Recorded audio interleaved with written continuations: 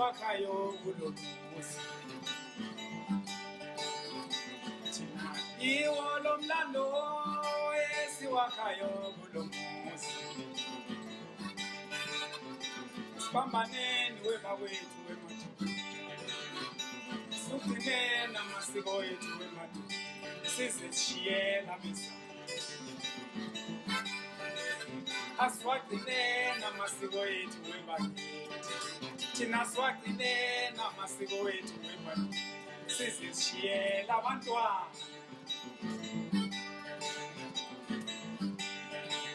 Awu sithi.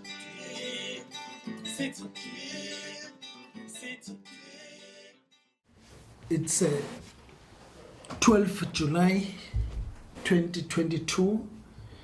It's Mzwandile Hadebe and Reinhard Hatzenberg were from the Department of Sports, Arts and Culture, Archives Oral Heritage Unit, who are in Wentworth to talk with our sister here, Greta, Apelgren Naketen. Sisi, please introduce yourself. When and where were you born, and you say your names? Okay, I'm Greta Margaret Apelgren. My married surname is Nakadin. Margaret is my mother's first name. And Greta is a Swedish name. My mother liked that actress Greta Garbo, so I was named after her. And I was born in Sydenham, actually. The family was there. But my mother decided, my father's a very handsome man, so he had a lot of girlfriends, unfortunately. So she decided to dump him. So we moved from the west of Durban to come right here to the south. From a nice middle class living to poverty here. That's what could we do. So I grew up in this township. Maybe, I think we came here when I was 5. Just 5, started 5. Then of course I went to school down there, which were the old military barracks. The South African Naval Force. This entire settlement that we are in, this township, it was a settlement for the Navy. All their soldiers and their... also the police force was all here, mostly to guard this major oil refinery. You know, engine, this big one here. Yes. When you go down the road, it's just 2 kilometers, you'll see it, but it extends all the way that way to the harbor. So that engine was part of our lives. When I say that, I mean all the shocks, all the fire, all the whatever. So wake up 3 o'clock in the morning, there's the sirens of the engine going off. And then I did all my schooling here in this township. So when were you born? In 1956, August. Like now, next month's my birthday. Yeah. I'll be 66.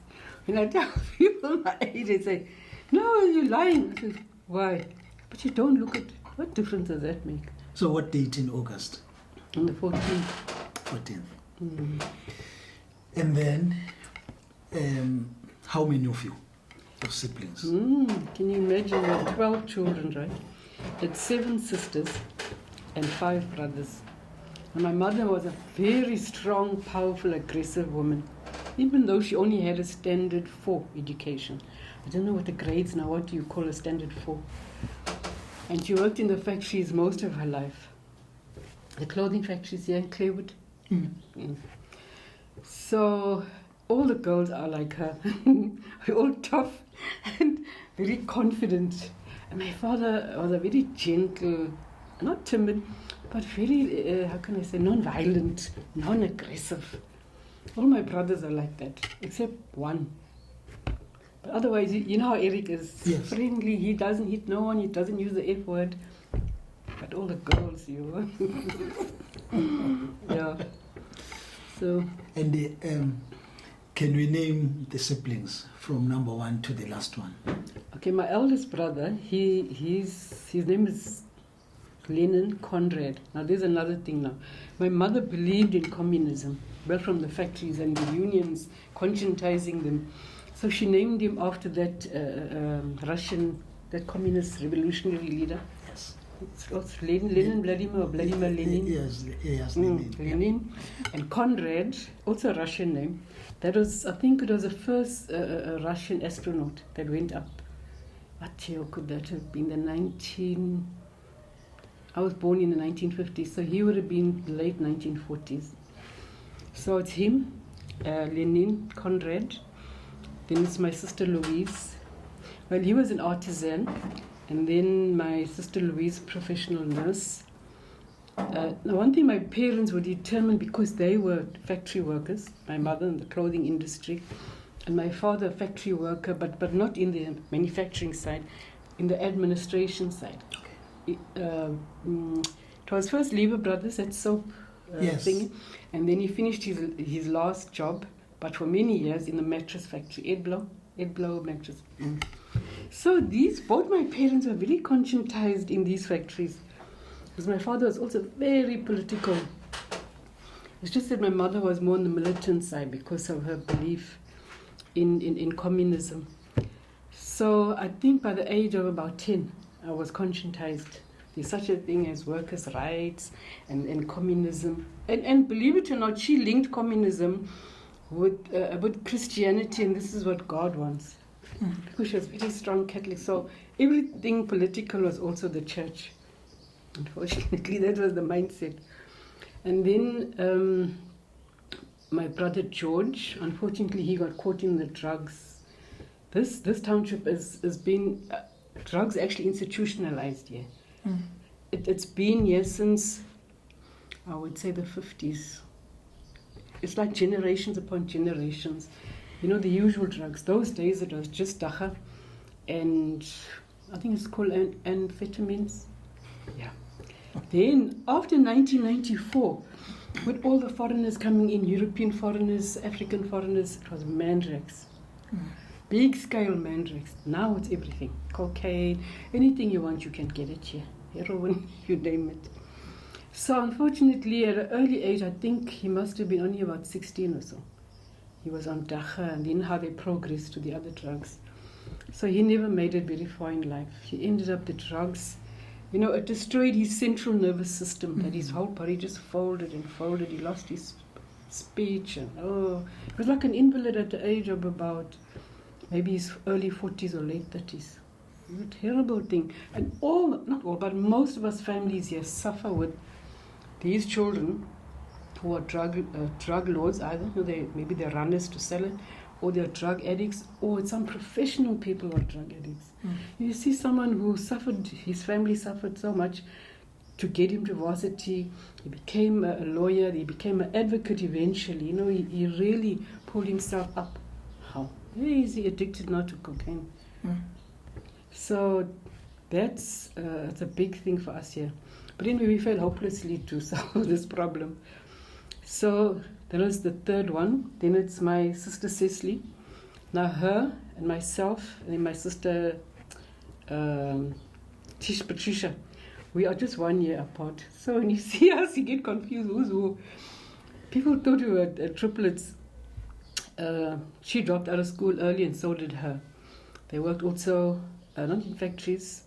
No, she worked at a factory, Patricia, but this one, Cecily, she worked at OK Bazaars for most of her life. You know, the old OK Bazaars is a big supermarket. Yes. But more than just a supermarket, they sold furniture and everything. Then well, it's myself, and then so I'm the fifth one. Then it's my brother David. Poor thing, he passed away from COVID. But you know, when the Delta virus swept through this township, it was so bad.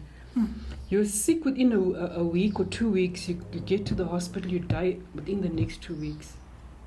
It was just, it was in our street down the bottom where the family lives. There were two men who died of this COVID. My brother and the policeman who stayed next door, just across the road like that. And then the two men just in front also got this virus. But lucky for them, they survived. Then when we all went for the test, because now our brother passed away and we were looking after him, all three of us were tested positive for COVID. Just luckily we had no symptoms, but we just went because now you were in close contact. Yes. Then we get on the cell phone to say you are positive, and then where's the symptoms? Why am I not sick? But I understand when the cells, the COVID cells get into you and then they die for your resistance or whatever. Because I had to Google this thing. How is it possible? No symptoms, and yet I'm positive. And they said, no, you have dead cells of this COVID. Biologically, I don't know how that works. So, He was a wonderful human being. He also dropped out of school, didn't make it to matric, but he worked for a panel beating firm his whole life. Very popular, very extrovert. Just like Eric, actually, the whole world knows him and loves him, and he helps everyone. Plus, he wins the races, he wins the Fafi, he wins the, he's a winning person. So when he died, it really had an impact. Then comes Eric. No, not Eric. It's Janet. She's also a social worker. Because Janet University educated myself, and then Eric, and Penny after him. Penelope also university educated. But now they relied on bursaries. Unfortunately, I didn't get a bursary. Well, not from the government. Where am I now? So now I'm by the last three. Then it's Linda, college educated, and then Adrian, the one you see here now. He completed matric, he was working at Engine there. But when the family were arrested for terrorism, you're just political, but everything is terrorism when you get arrested. So I was arrested, Janet arrested, and Eric was arrested. So my poor brother who was working here at Engine, he was told, no, you come from a family who's high risk. If they're terrorists, you're going to be bombing us over here. So they just fired him. He was a security risk.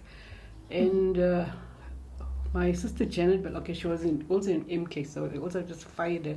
Eric got fired. We all got fired. But anyway, it's not nice to lose your job as a professional person. So, so those are the 12. And then the name of your father? Oh, Eric. His name is Eric.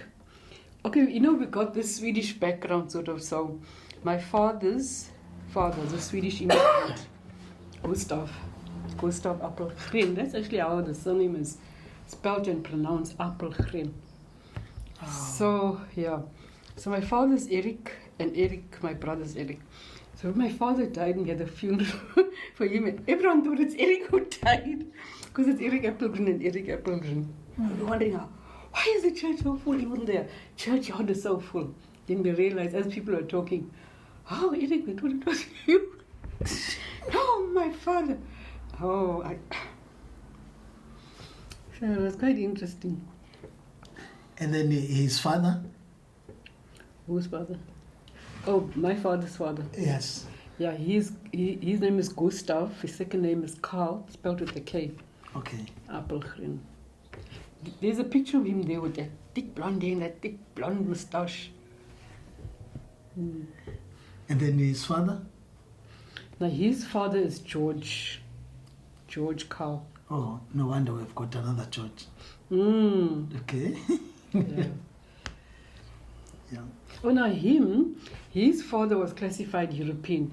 Remember in the early days of racial classification, before the 1956 Population Registration Act that was racially classifying us white, black, it's like that, and then Indian and coloured. Before that, you were either European or you're non-European. It was that simple. But my mother, her birth certificate said mixed race. They had such stupid racial classifications before 1956. And 1956 racial classification, when you read the act and say, oh, I'm coloured, let me see what is the definition of a coloured. All it says is, a coloured is a person who is neither white, nor black, nor Indian. Oh, is that it? So, yeah. Now he was born, my father's father, born he's very white because now, his own father is Gustav, the Swedish guy. So he is very, very fair with the blonde hair, dark blonde hair, but it's like ours, a tight, curly, cruise hair, as they say, and green eyes. So, when you look at him and you think, but he married a coloured woman whose mother was a Zulu woman from this side, Cholumi. Yeah. Who was that married a coloured woman? My father's father, the Swedish. George. Yeah. No, not George. George's father, Gustav. He was an immigrant who came, I think it was in the build-up to the First World War, where people did not want to go and fight in that war.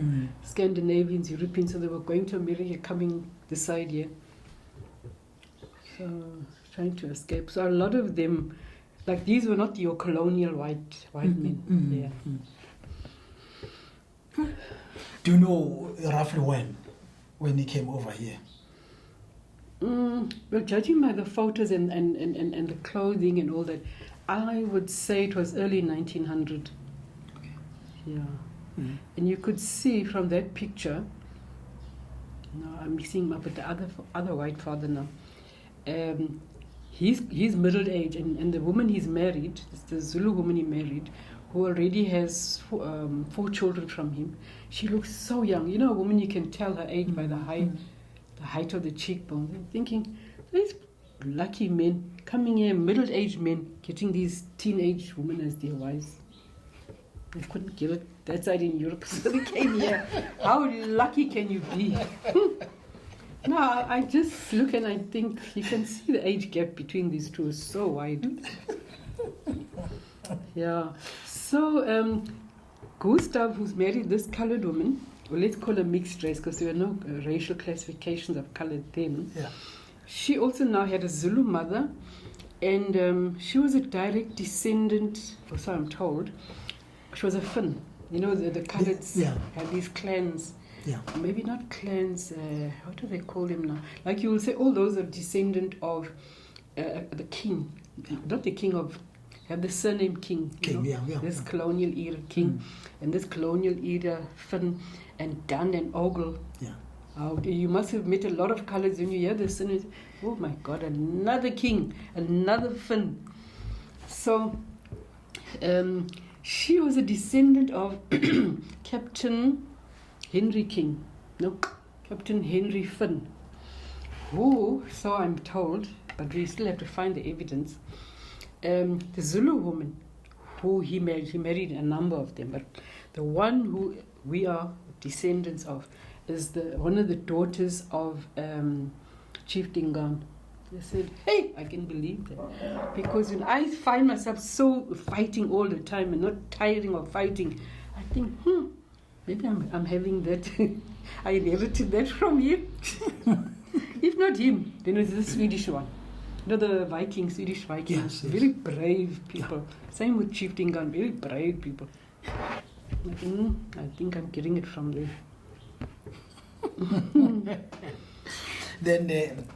Then his son. Now, are you in touch with the family? You mean my father's family? With her family? The Swedish family? No, the family of...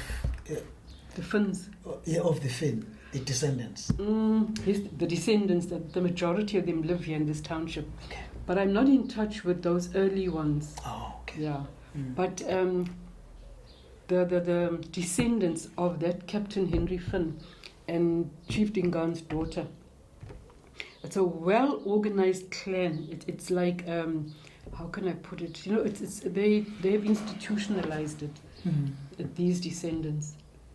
So that's now really wonderful. I don't know if you guys got in the museum there. I think I heard that it was there. Do you remember this colored man, Morris Finn? Yes. He carried that thing. Yes. This is what Europeans only have. It's like, then he took that and he carried it from the beach all the way back to the town. Yes. But the police, I think they arrested him before he could come off the freeway there. So, it's that clan. I'm sure they call it clans. Yeah, so that Finn issue is very good. But one of his sons, I don't know which one is it now, Morris Finn's son. You know, he's on Facebook always speaking about the ANC lately. He's a very strong believer of the ANC. But the way he breaks down and analyzes, you know, the breakdown of leadership and greed. I mean, all organizations have it, but I think we're having it too much now. You know, when you read about the Russian Revolution, yes, and you hear about how the comrades struggled, just after the church and the royalty, it fell. Those are the two powerhouses that fell. Now they struggle to get themselves together and be in the same pure form, excuse me, of thinking how to rebuild and share the wealth of. Because now here were some comrades who were stealing. So they call themselves the corruptibles and the incorruptibles. So I thought, so it happened, and maybe it happens in all revolutions. So we must accept what is happening here. Who would have thought Jacob Zuma would become so corruptible? But he did. Now, your mom. Oh, mama. Yeah. What is her name? Margaret Lanique. Yes. Now you see the Catholics in this township, this was predominantly a Catholic township, right? And like my mother now was raised by the Catholic Church. Okay, they had their own family and everything, but the Catholic Church played such a dominant role that even when they're giving their children names and second names, it will be of Catholic saints or Catholic nuns or some French Catholic, like this Lanique now. Where you got that name from? No, it was the priest who said, a Catholic priest, who was a French man. Let's give the child a second name. What about this? Where that name comes from? Oh no, the other nun said it must. The way the church dominated our lives was just not funny. Catholic girl like me now. I'm still a deeply Catholic girl. I just don't go to church anymore because church is boring compared to the apartheid era. And what was her name? King. Yeah. So she was Margaret Lanique King. Now she's from that clan. Because that one, Dick King, also had many Zulu wives. So we are also descendant there now with this Zulu blood, European blood. Now also on her side, her mother's father is a direct descendant, well, not some important man, but of a Khoisan guy. Khoisan man, a San actually. You get the Khoi, the taller ones, more vicious, and then the San, smaller and more, tend to be more timid. Now that's the Griqua, East Griqua, from that side, Coxted. Yes. But he's mixed race. His father was a Griqua and his mother was a Dutch woman.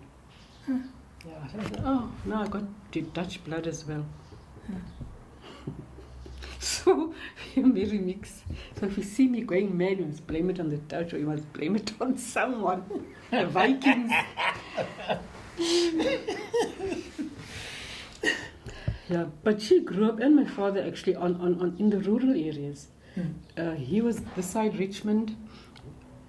Yes. Yeah. Now, I was saying both my parents grew up in the rural areas. Well, their early life, up till maybe the age of about 8 or 9 or 10 or so. My father down this side, Richmond, Chalumi, Mzumbe, that area. And my mother in Ngalo. You know where that is, that side, not Richmond. It's on the tip of my tongue. There's Ngalo, there's Kopo, then you're going that way towards Coxted.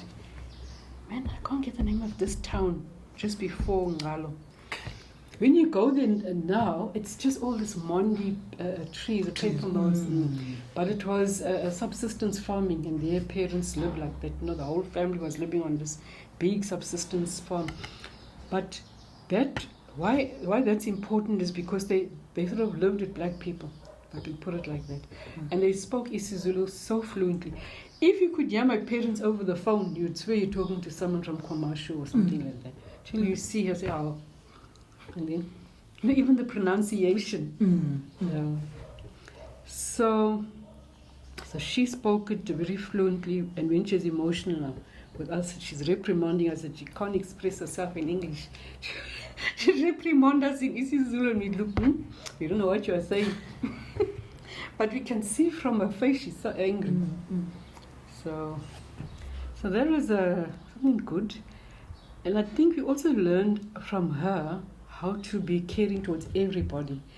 Like, there's a lot of black women, we still do, but not so much now, who used to walk through the township let's say from Lamondville, Mlazi, carrying big things on their head, selling food or fruit or whatever.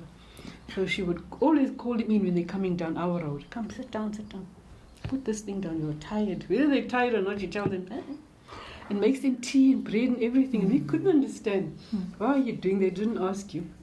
Then they go, she says she must do it because she knows they're not feeling okay. Yeah, so that was a good lesson for us to have learned. But she wasn't kind to white people. But Indian people and black people just very open about them.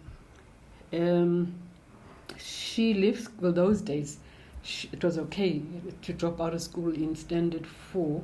My father was standard 7, but that was like a big thing, standard 7. Why? Because you're at least 2 years into high school. Now, she didn't make it to high school. So most of her working life was in those clothing factories in Clearwood. But because she was having so many children and struggling to look after us, you know, look, we needed the money because, I mean, the salaries of these 2 factory workers, so we couldn't afford for her to leave. But anyway, that's what happened. So in the end, we were raised by her, you know, because during the day you're with your mother all the time. If you're not at school, you're with. So I think that's why she had a larger impact on us compared to fathers. Yeah. Who will come home that time of the night, 8, 9, they're tired, and then weekends, they're tired too, they want to sleep. So my father wasn't very active in our lives as much as he may have tried to. At any rate, my mother overruled him on anything and everything. So now that's the way we also learned as women. Now I speak up. But now, when we are like eating at home, since there's so many children, so how did you share the meal? Yeah. And we were so poor that we could only eat well certain times of the month. And we never all sat on chairs and tables. You'd sit on the floor, or some of you would sit on the table. But it was not formally at the table. All go sit outside. But remember, we're living in a 2-bedroom house. But luckily, my elder brother went and stayed with my father's family, my father's mother, actually, mother and father. Then eventually, my sister, after completing matric, she went to Groote Hospital in Cape Town to study. So just relieving us of those 2, there was 10 of us. Half of us sleep on the beds, half of us sleep on the floor. And on the beds, we had 2 to a bed, 2 to a bed. So even to bath is 2 to go and bath. Otherwise, we'd be, well, there's no bathing except every 2 or 3rd day. So, but there were times when there was so little food that my mother, in her crazy way of making sure everyone gets something, she would put the food, let's say it's, I think it's called iputu, dry pap, and tin fish curry. She put it in a big bowl and mix it all up, and we all had to sit on the floor and sit around this big thing. Then we realized, us girls, that how we hardly had anything. We thought, all the boys eating so fast. Next time Ma does that to us, we will eat as fast as they do. Then we get an equal share. So yeah, so we actually came from a poor background. It's just that everyone else is poor in the township, so you don't notice. We hardly got anything. But now, of course, lives have improved and a lot of education. So I think those that are still very poor, they can compare themselves with others in the township and see. You have a decent house, your parents have a car, you wear all kinds of shoes. Whereas us, we always tease each other. We only had 2 pairs of shoes. School shoes, and you only wear it to school, and church shoes. The rest of the time you walk from here to the opposite side of the township, to the soccer grounds, barefoot. And you don't notice it even as teenagers. And it's a nice feeling to walk without straps on your feet. So yeah, no, we know poverty. Now, your education, what did you go to? Of all the schools I went to were in the township, and they were all old red brick buildings that belonged to the South African Navy. And my primary school, Oosterwil Primary, my what they call intermediary, Northgate Primary, even this one down here, Essigai Primary, then the high school. Now the high school, which is down that side, so it's about 2 kilometers also from here, it was an ammunition factory. But because coloured people needed housing, because the population in Durban was increasing, and because the oil refinery was no longer such a threat. So as they were moving out, the soldiers, the naval, I don't know what you call those who work in the Navy, and the police. Now, colored people were always told we are the stepchildren of white people. So we were given the houses that they vacated. No new houses were built those days. We were given what is called hand-me-downs. So we lived in these old horrible houses, which were actually barracks for these guys, these soldiers. I remember as a 5-year-old, I couldn't walk up the steps properly because the steps were meant for big men with their big boots.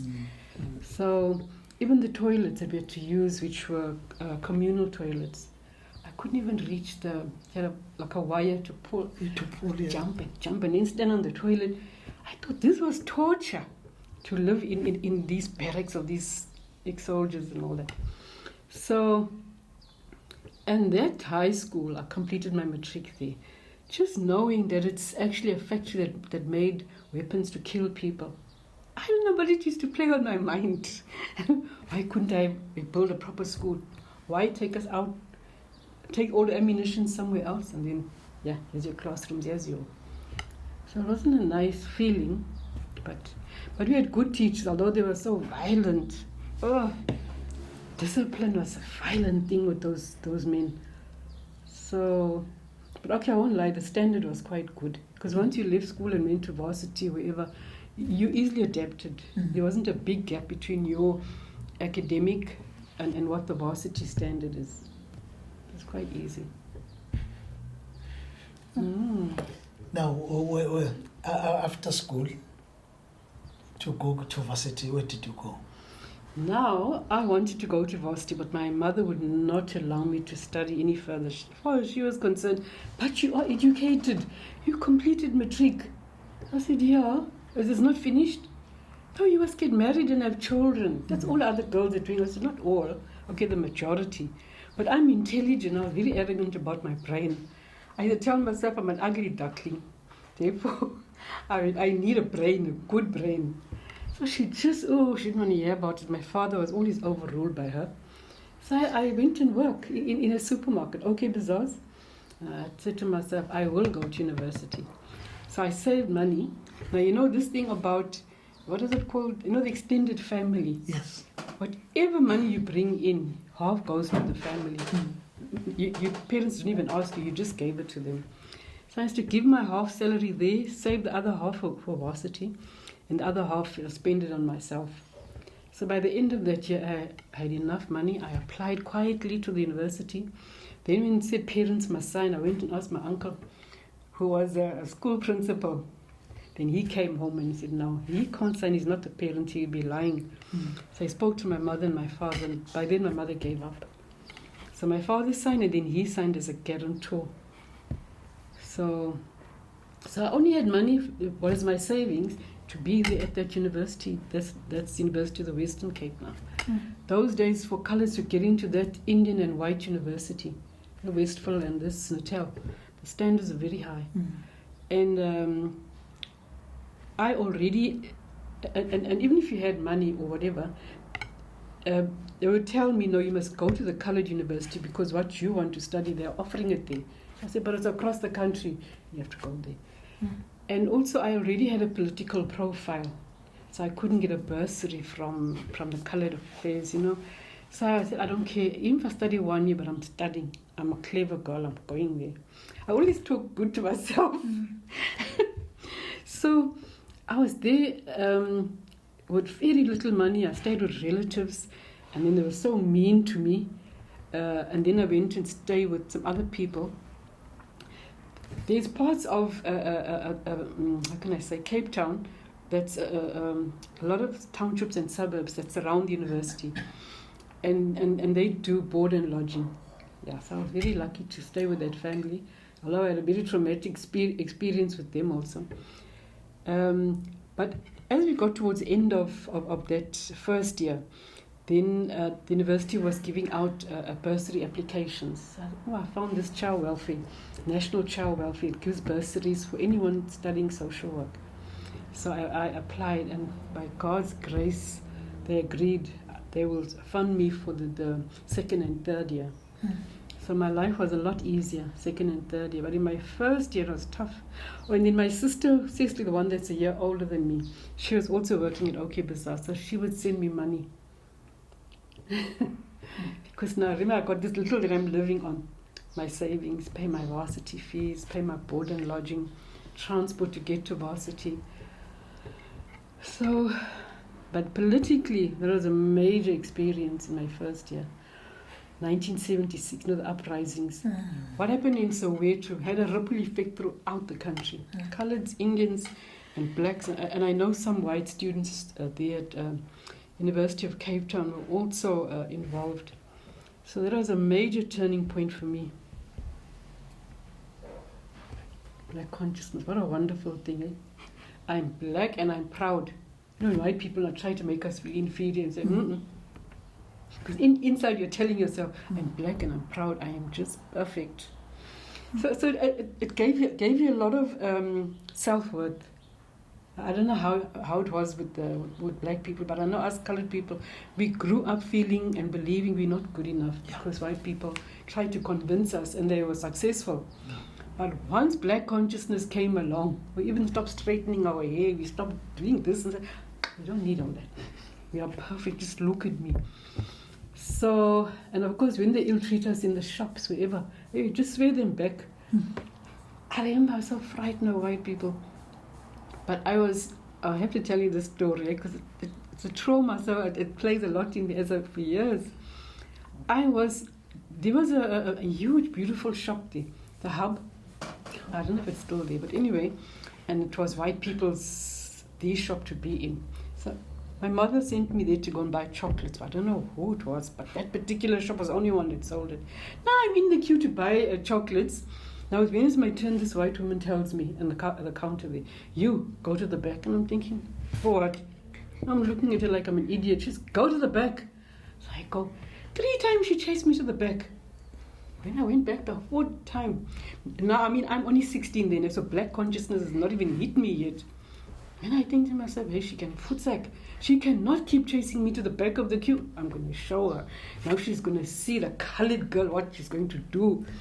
So when I was there for the 4th time and she told me, get to the back of the queue, I said, hey, you, listen here. Better give me my chocolates and here's my money.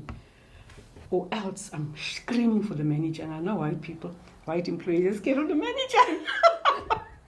I'll scream this whole shop down. I'll call a manager. I was totally out of order. I could not believe this woman was abusing me for the 4th time. I mean, what does she think she is? She's just a worker there. And I'm just a little customer. That woman was so terrified. Look on her face, I even felt bad. Then she gave me the chocolates, I gave her the money. There was change, just keep it. I just wanted to get away from this abusive woman. I have similar experiences now with young black people. That's how they treat us. What are you here for? Oh, I'm came for this document. We don't have it. Oh, okay. And leave now. I think, as if I can climb over this counter and give her a really out smack like that, right? I want to do terrible things to her. So, at some point in your life, you can take only so much abuse. Yeah. And then you say, this can't be happening. And what am I that I can allow her to do to me? Yes, she's an adult, she's middle-aged. I think, no, but she's just a woman who's abusive, and I hate bullies. So and what were your majors? I studied, the 5 was political science, English, social work, psychology, and sociology. But in my 2nd year, I had to study extra language. I studied Xhosa. Because there, Western Cape, Zulu is not important there, but now Xhosa is very important. It was a wonderful experience to learn that. I wish I could have studied it constantly. And then my majors were psychology, sociology, and social work. Now, sociology was very political, more political than the political science subject. Political science course I did. Yeah. And then you went to work. Now the child welfare organization that gave me that bursary, I had to work for them. and they had offices here in the township. So that was my first job for a couple of years until I was arrested, of course. Now, let's go back. Mm. You did touch on that about your political consciousness. Mm. Let's start from there. Yeah. Actually, my political consciousness, I would say, started at the age of 5 or 6. The first time I saw a white man, I thought I saw the devil. I was playing in the street.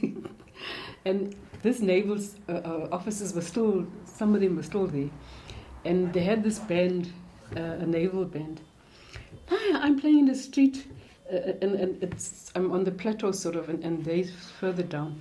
I feel, it's making a noise. These people in black clothes, because the uniforms they wore was black. As I come closer, I see, white face, black clothes. This is the devil. I'm seeing that. Already now, screaming, crying, and hid under the bed. Mother said, what's wrong? Oh, there's a devil outside. See, there's the devil. She goes and looks, she sees this white men in the uniforms. So she said, no, she explained to me. But I think that was my first experience with white people. I just naturally feared them. So then by the time I was 6 and we moved from that part of the township to just down the road here, there were also some white people still living there. There were families of the policemen. And there was one park. There was a park, and then all the houses were on the edges, sort of like that. So these white children were there all those years, so they didn't want to share that park. So we thought you will share it whether you like it or not.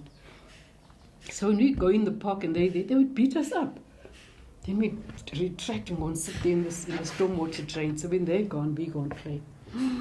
When they see us, they come throw stones at us, and then we will share this thing by force. So we used to pick up stones and hit them when they go there. So we throw stones at them. At one day, I was up in the tree when they came down and found us in the park. Everyone scattered, and I couldn't come down because they had the dogs there to bite me.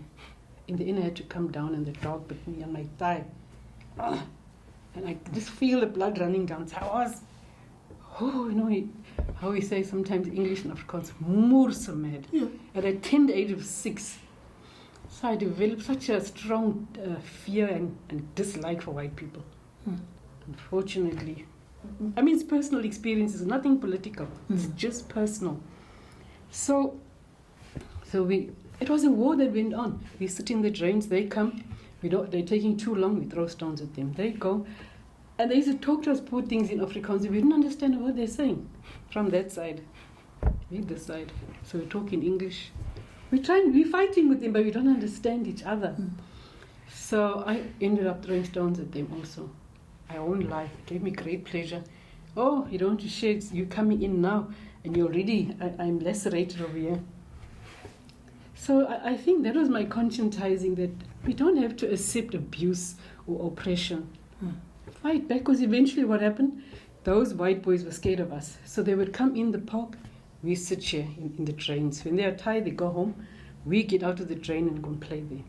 Peace, because they knew now, these colored children, they are vicious. So that was my very earliest experience, but after that, with my mother. Communism, workers' rights, and I don't know if you know this story. At somewhere there in Russia, before they had the revolution, there was this story, and I mean it's a true story, where what do they say? Jesus' mother. Okay, we call her Mother Mary in the Catholic Church. Now remember, Russia was very much a strong Christian but predominantly Catholic country, if I can put it that blunt. So anyway, the story goes that she appeared to these young Russian children. They were shepherds. And she spoke to them to go and warn the leadership, like the king and the bishops and whatever. That's how God is going to send a really terrible thing if they don't stop abusing the poor. Story like that. That's my mother's version. But I read it up. So I got the proper version.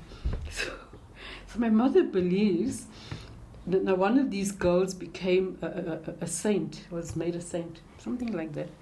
Anyway, my mother firmly believes that Jesus' mother was coming to tell the Russian people that communism is coming your way because of the church being so corrupt and the Tsars, all those royalty were so corrupt and so greedy and so oppressive of the poor, and taking money from the poor, giving it to the Pope.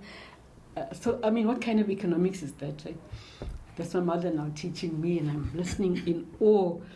So her understanding of communism was that you bring down these rich, powerful, ungrateful leadership, and the poor rise up, then it's all equal, all middle class. That's not entirely communism, but that was a view and an understanding. I thought, wow, that's wonderful. So you'll never ever have poor people. I don't care if there's rich people, but you will never have poor. So that was very important conscientizing for me. Yeah. And then thereafter?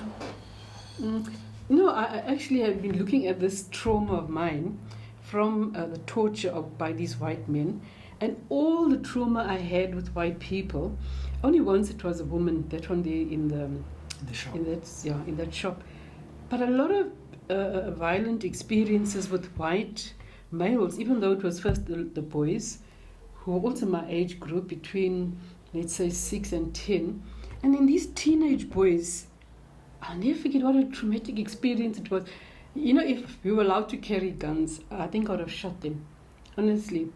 I was 14, and I was always a responsible person, so I'm always the one that gets sent into the CBD to go and buy this and go and buy that. And I had to go pay an account for my elder brother. Now, this was the 70s. Am I right? It was the 70s, early 70s. It was the miniskirt era. We were short uniform skirts. But I'm closed up here with a tie. And because miniskirts, everyone wore it, so it is not like something unique. Now, I'm walking along West Street there, and I'm looking for this shop where I must go pay the account. I am not paying attention to anybody, but I saw this group of young white guys, teenagers. They look so unruly, as if they were drunk. But anyway, as we pass, he elbows me in my breast so hard, and so by surprise, when that pain hit me into my head, I was mad. I was swearing him all the French words you could think of. I'm stamping my feet. I want to kill them, all of them, even though only he did it. To this very day, I asked myself, that was sexual assault. What was he thinking?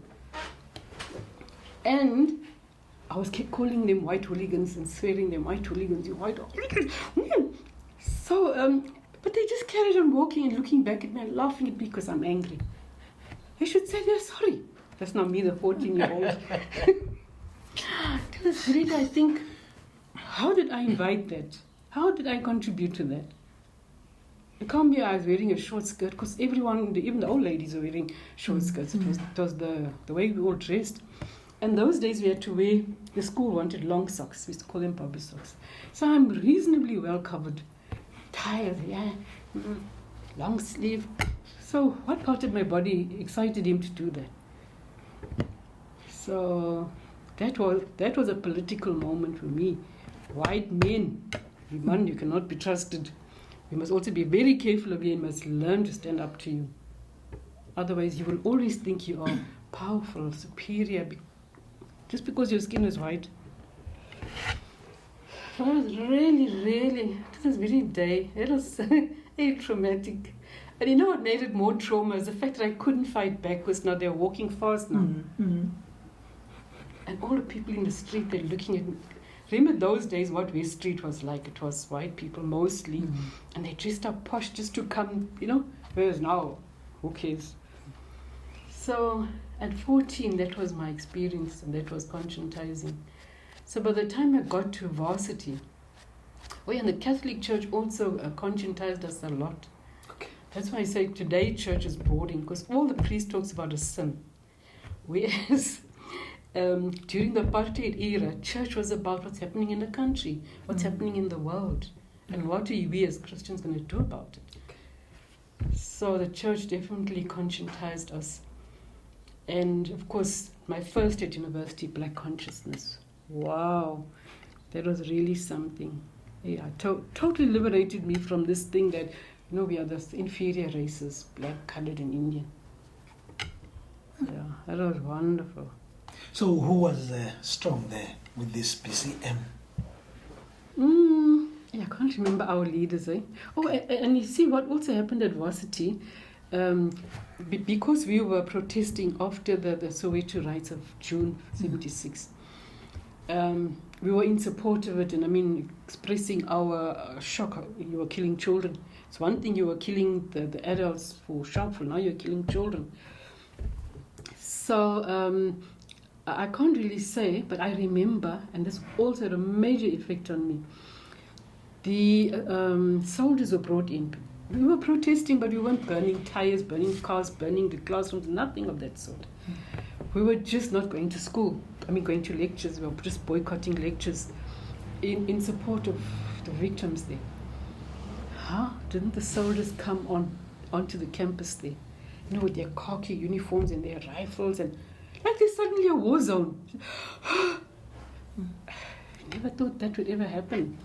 And then they simply gave us a warning to go back into the classroom. We just looked at them like, no, white man, you couldn't tell us what to do. So, and then after a while, they just fired randomly at us. Hey, I'd never run so fast in my life. And as a female, as a young woman, I'm wearing the fashion of the time, high-waist shoes like that. I never thought I could run so fast with shoes that high. And then the bullets are just whizzing. Yeah, you can hear it. So that act of violence from those white soldiers, I thought, sorry, ne? I have to stop you from doing that.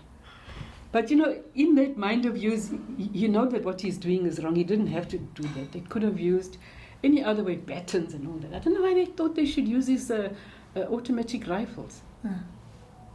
Something quite terrible and totally unnecessary. So, yeah. So it wasn't only black consciousness, it was the violence of these white men. What were they thinking? It was just the stupid students. Okay, we may be academic, but, politically we are just in support of... it's not like we're crying for communism and the Antichrist to come or whatever. So, yeah. And then when you completed your degree? Yeah. Well, we couldn't write exams, so eventually, we eventually did write it now, because the varsity in that first day eventually got itself together. One of my, a boyfriend of mine, he was one of the main, how can I say, I won't say leader, but he was one of those who was making sure that no one went to the class.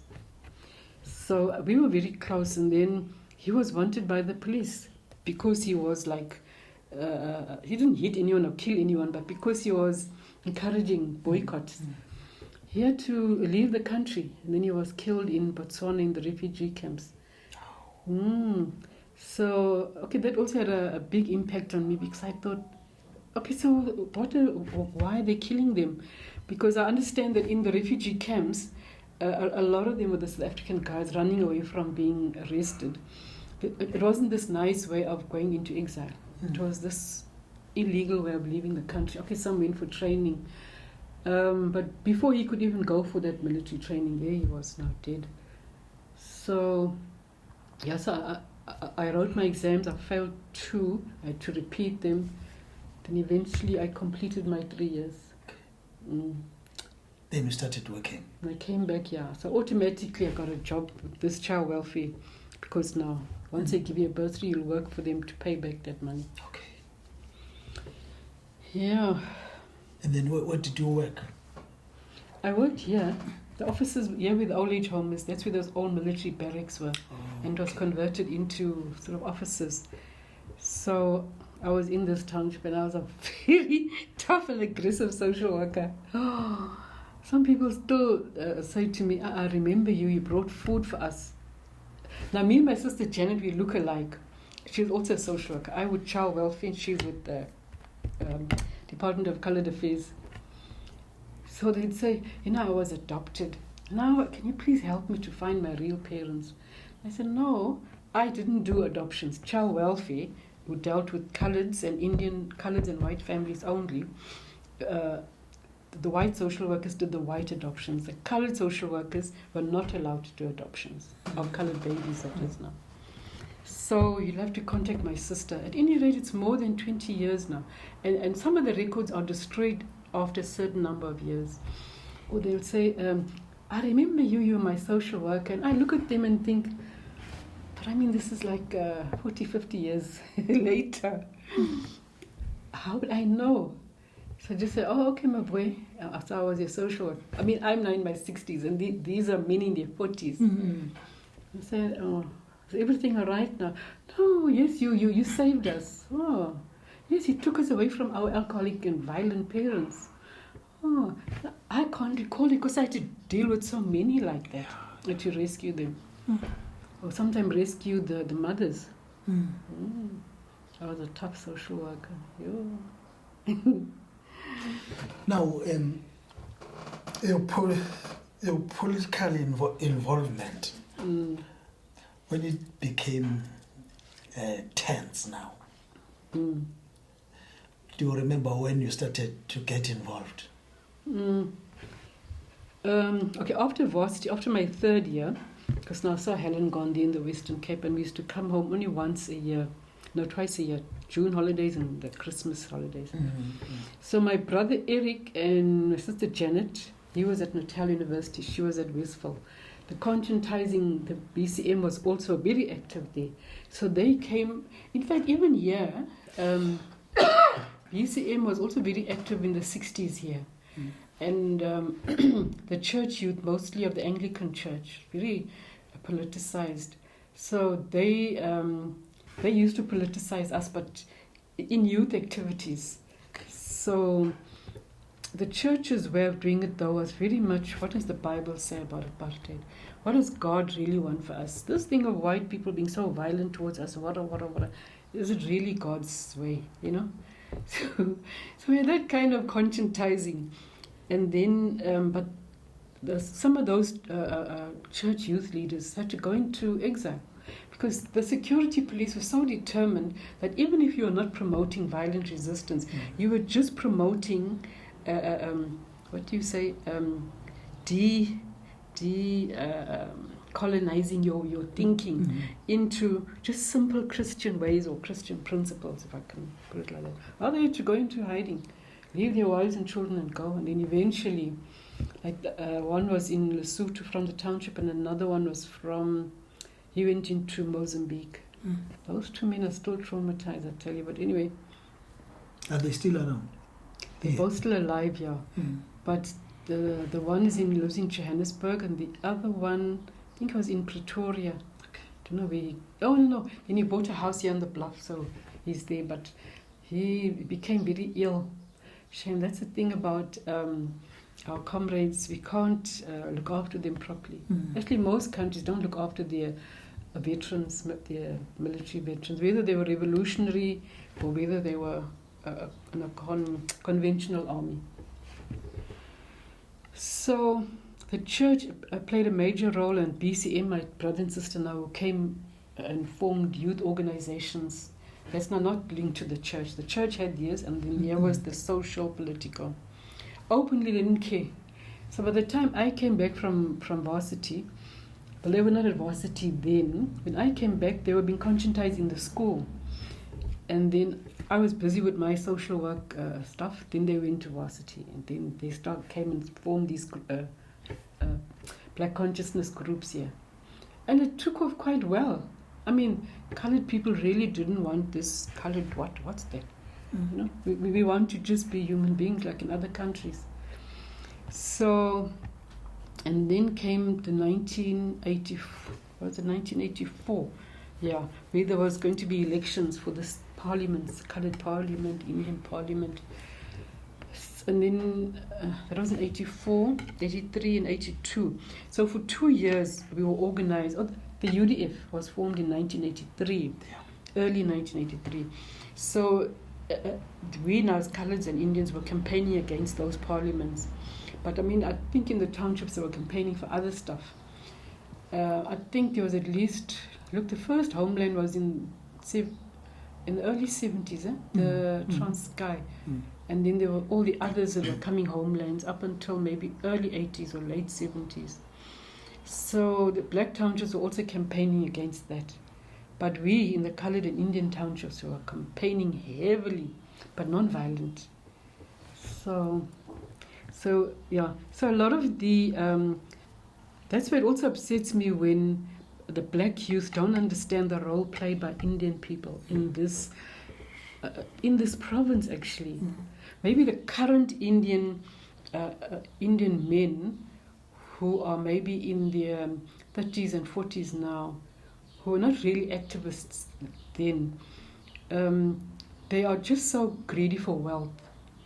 I mean, like all races are now, because the opportunity is there. So maybe that's why some blacks tend to be so racist towards Indians. I don't know what else to think it could be. But anyway, during the 80s, leading up to those tricameral elections in 1984, Indian people were heavily involved. Took money out of their own pockets. India, well, they called those days, they were still calling India the motherland. But the Indian government and the Indian businessmen and the Indian societies, and they invested heavily in our struggles. Look, there's no struggle, no revolution that can take off without money. So we always take out of our own pockets. And then, of course, the European countries like Sweden, for example, Cuba and Soviet Union, money. We really campaigned and campaigned. So I was conscientized a lot by, Praveen Gordon's brother, I think he's a younger brother, Ketso, I think his name is, Ketso. I don't know what kind of Indian name is that, but anyway, tall, big guy. So, and some of the Muslim Indians, in Islam there's this thing they call, it's like a holy war. What's the Muslim word for it? Jihad. The jihad, yeah.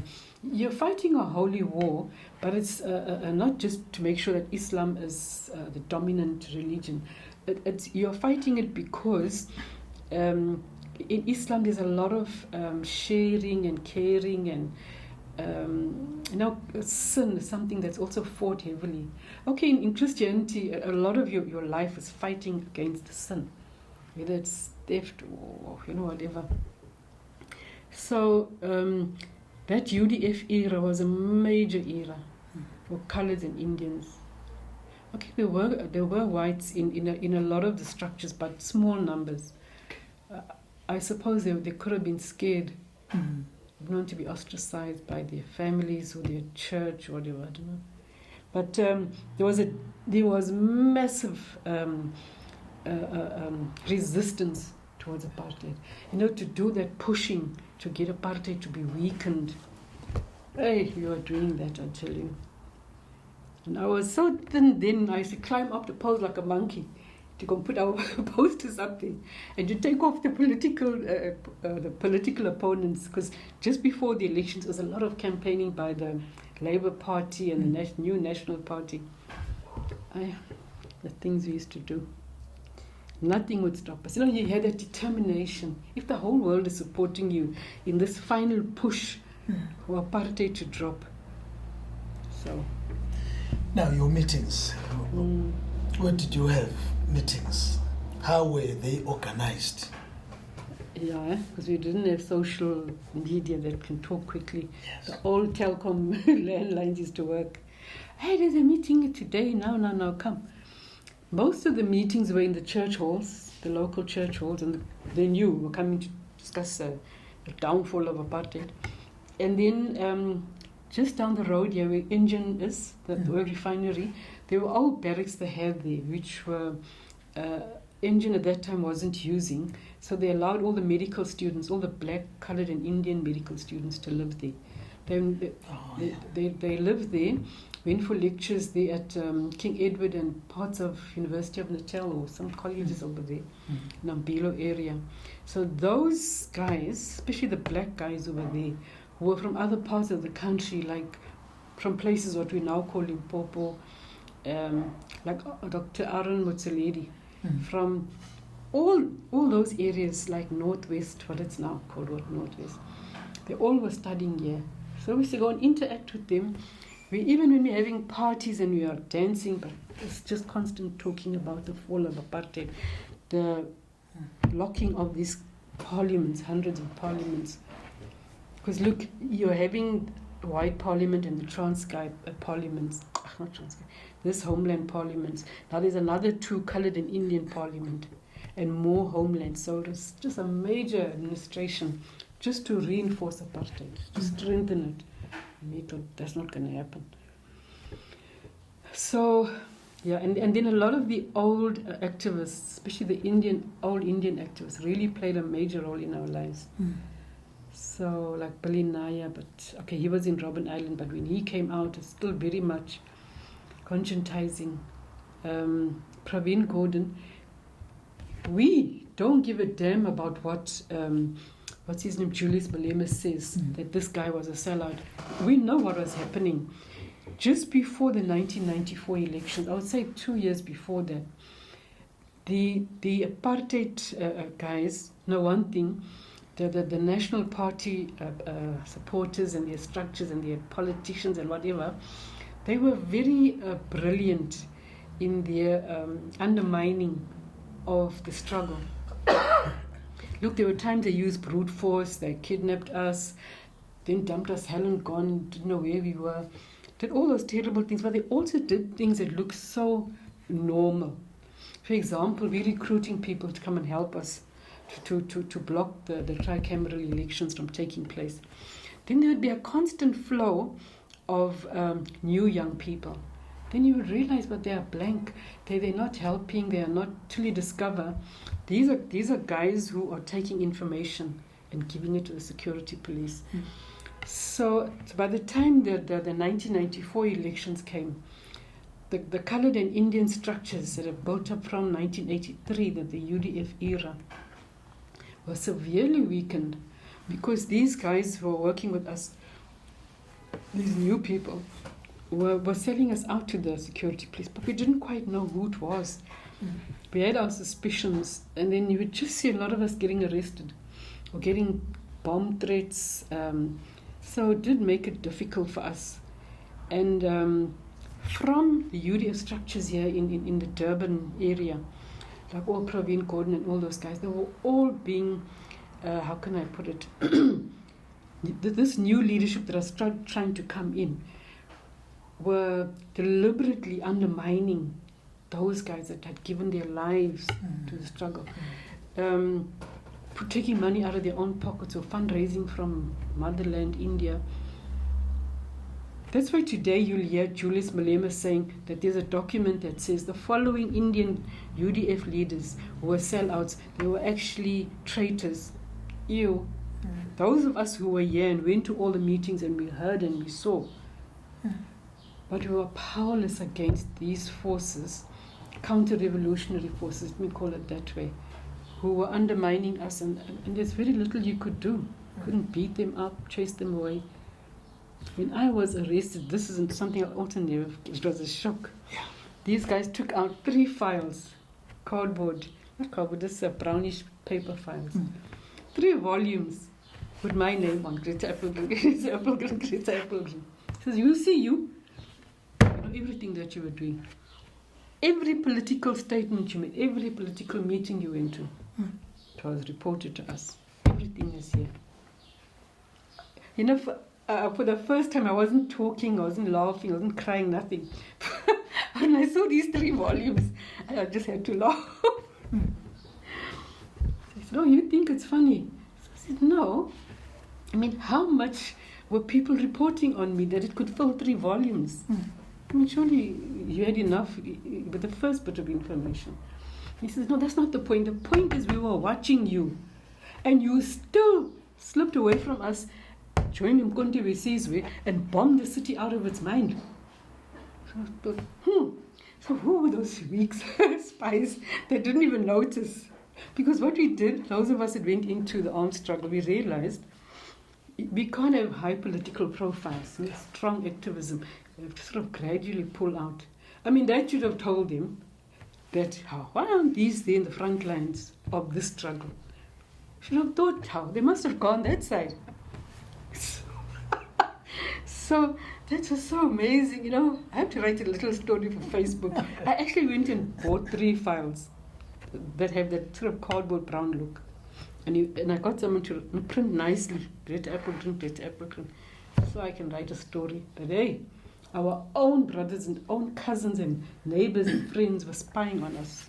They don't need to be punished, it's fine. But just so you know. So when you were arrested, where were you?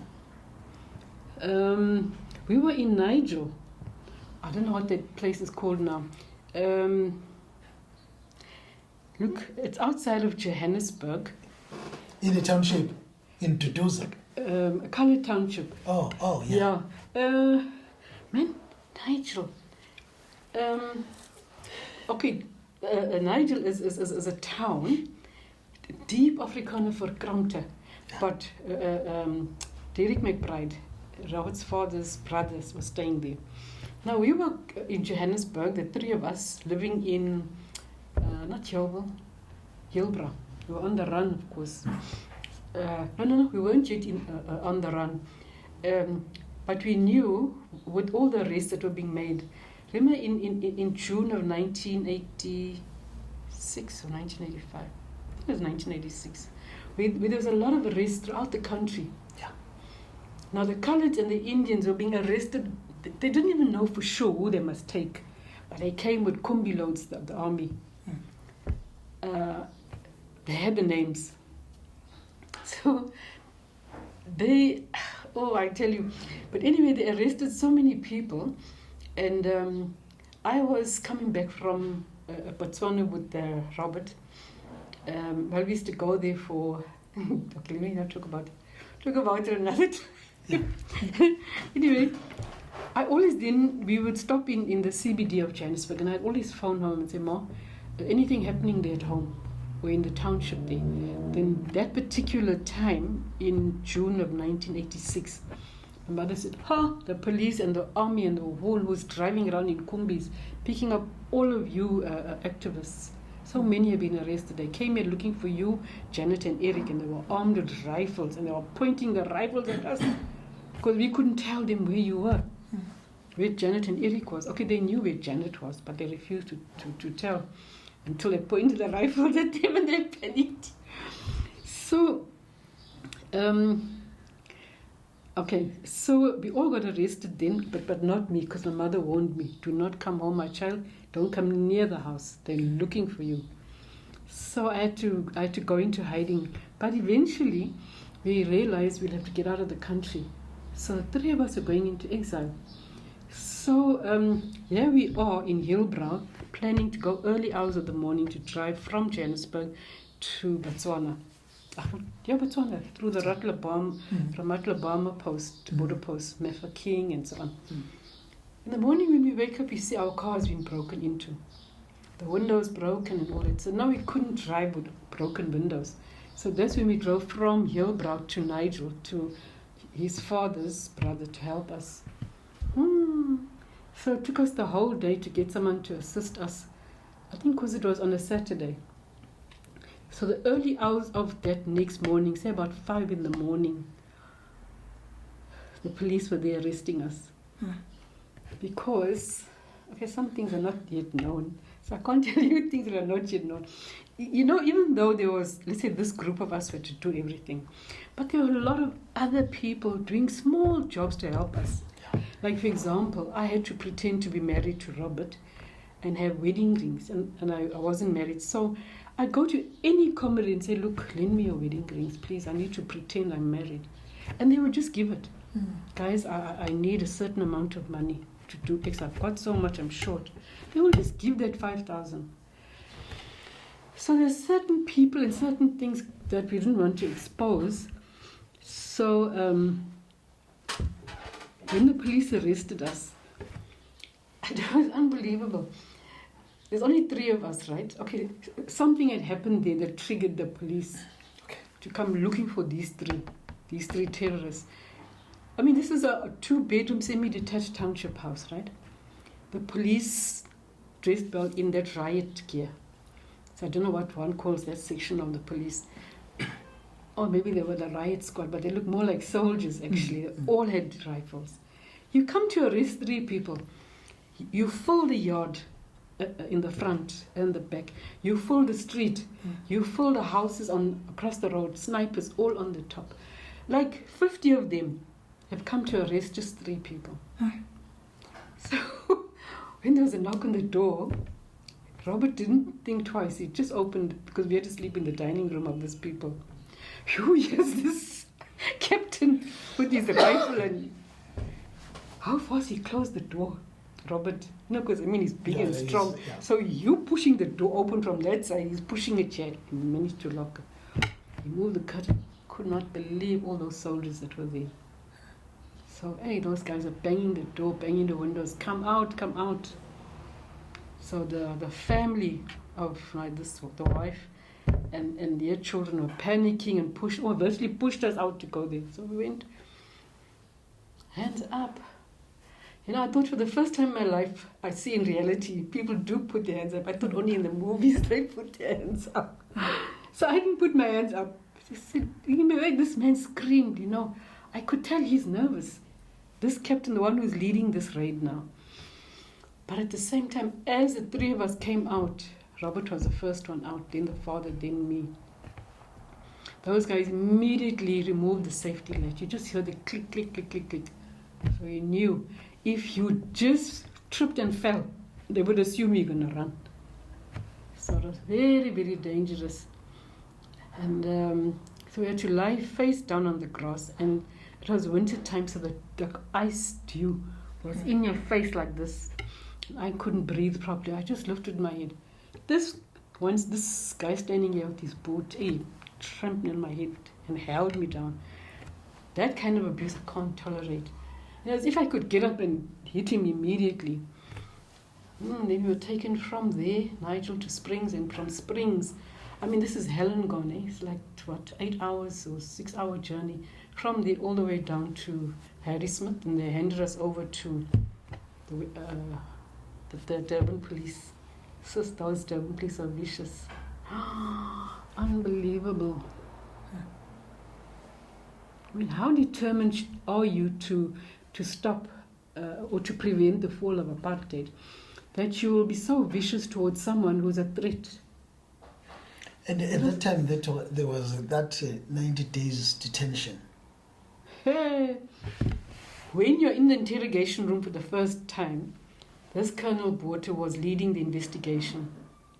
He says to me, in terms of Section 29 of the Internal Security Act, I think it is, we're not allowed to torture you, but in exchange, you will not see your parents, you will not be granted bail, you're arrested but you won't get bail, you won't see your parents, you're not allowed contact with the outside world, a whole lot of rules. In exchange, I don't know where he got that from. I didn't know it even existed. So I just thought, well, that's nice.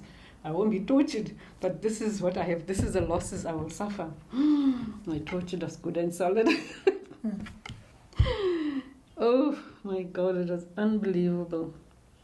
So that arrest also, once they got us into the vans, me and Derek together, and Robert was in another van.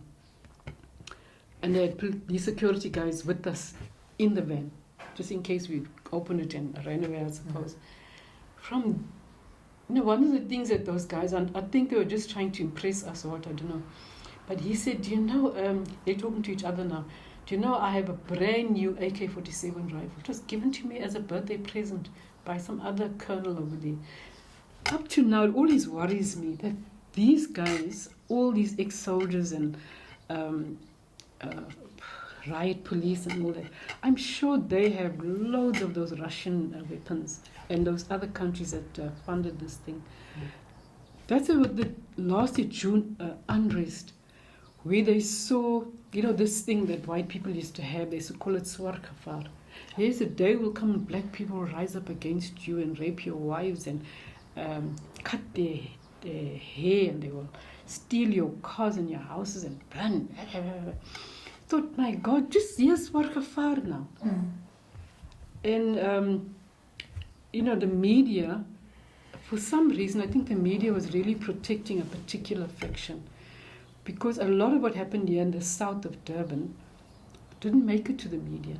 Like the amount of explosions that happened here, which not all were reported on, and we were told, no, it was just petrol bombs.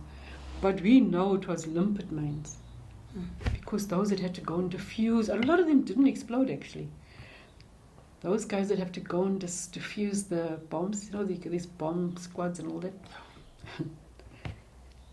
they were talking openly on the WhatsApp groups, because the Indians, us colors and the whites, we automatically, stood together. The way they use social media, Duduzani and all those others, to incite this thing, we used it to protect ourselves. But in the process, what we learned,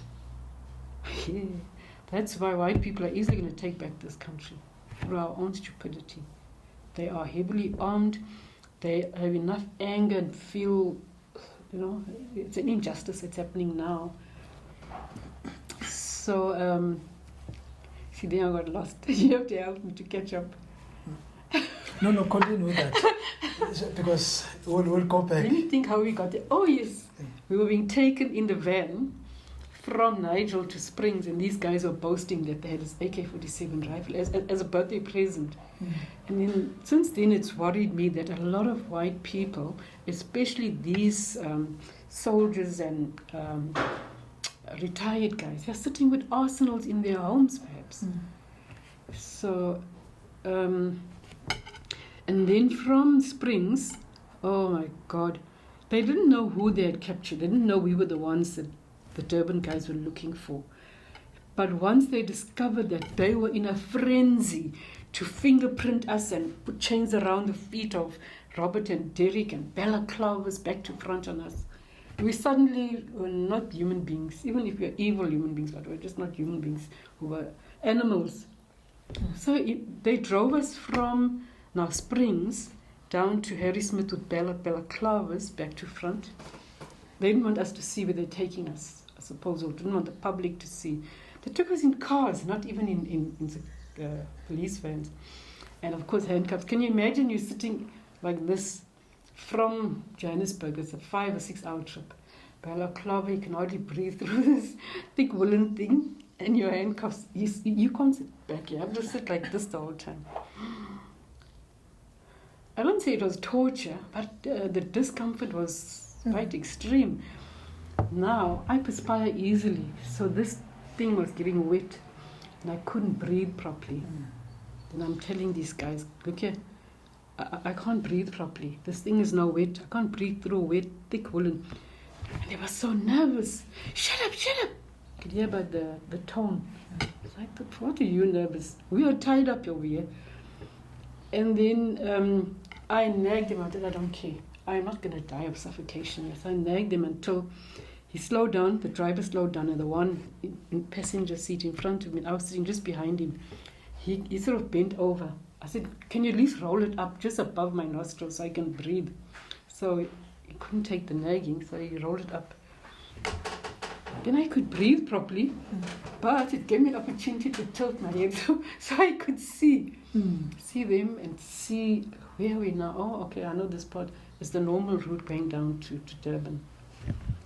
But what an experience it was to drive with your hands behind your back. And then when you arrived here, where were you taken? Okay, Harry Smith was a changeover and could use the toilet there. Okay. And then brought down to Westfall. And then, but they was just checking in paperwork and all that. But there the hitting Robert already started. There was this one very tall a policeman, well built, very tall. He was so vicious. I don't know what, he asked Robert a question, then he answered it, and he didn't like the answer. He hit Robert with such a swing, that club that comes from that side. He almost fell. This guy was so strong. Now I'm still there standing and looking, so I got shocked. Said, whoa. I said, what's wrong with you? This guy now is coming for me. So they moved me away. I don't know what they did to him after that. But they really had an idea that this guy was, how can I say, a very important person in the whole, how can I say, the Durban attacks. But they didn't know precisely who he was and what did he do. I don't know, this guy just had a sixth sense or what it was, that this Robert was dangerous for them. Because when we left Harrismith, I don't know why we had to drive through Howick. They were taking some funny routes, man. In any case, because look, you could have gone the normal route, Durban to Johannesburg, but they were taking us, the balaclava was of course off. So they stopped there somewhere in Howick, because now Robert wanted to use the toilet. Now he's sitting behind the passenger seat also in another car. So they opened the door and they made him sitting like, here, facing with his feet on the cross, but he's handcuffed. So this same tall guy that was there with us in Harrismith, the changeover, he stood over Robert with a gun pointed at his head, just centimeters away. So in the darkness there, if Robert dared to just jump and roll, because you can mortally see there's a decline in the terrain there. So I thought, my God, if Robert just coughs, this guy's going to blow his brains out. So there was another really vicious but so dangerous. But okay, what you can do nothing. You have to observe. So then, of course, we eventually came here to Westville, the signing in, and then CR SWAT Square, up on the 13th floor. There were so many colored and Indian guys, because we were passing each other in the passage there, who were arrested and being taken into these little offices where the interrogations and torture was being done. I tell you, the one person, I don't know who this man could have been, because the way this guy was screaming, and I thought, for that type of scream with such intensity, I'm sure it's electric shock on his private parts. It can't be a fist or choking. It has to be something really painful. When I close my eyes and I think of it, I always wish I knew who it was. I just hope he survived it. He didn't have long-term damage to his body. And how long were you there, detained? I don't know. Look, we were arrested a month after. They were looking for me in particular, and then the rest of us. So we were arrested in July, it was mid-July, and brought down. So from mid-July to mid-August, I can't remember when the court case started, but from mid-July to maybe end of August we were there, or maybe even mid-September. And because from there they took us to the court, that what's that area? Samsi Road, that court building there. Look here, see SWAT Square, the police station, the offices and all that, the holding cells. And in just a short distance, here's that court. I can't remember what that court is called, but that area is Samsi Road area. So I would say we were there at SWAT Square for about 2 months. But in the torture rooms up there, for myself, I think I was probably there for 2 weeks or 3 weeks. Yeah. The first lot was standing day and night. Just imagine, these men take a break, you're not getting a break. You're standing morning, day and night. I'm not sure for how many days and nights. No food, no water. And I'm desperate. I remember I had to trick these men. Because I realized all these white Afrikaner men, middle-aged, they're probably very conservative. So if I tell them, because they don't want to let me go to the toilet and they don't want to give me water. If I tell them I'm menstruating, I'm bleeding, I'm having my monthly sickness, these men are macho, they're going to be so irritated. So I told him that. They said, and then? I said, well, I have to go to the toilet, I'm bleeding now. Oh, I can see their faces. So you're like, Because they were coming always towards me. Now they stood far, like I had a disease now, virus. He said, look, you will go to the toilet, but us men will not be taking you. But I want to be escorted by men. We will have to call a police officer to take you there. I have to wait about 10 minutes. A young white woman comes.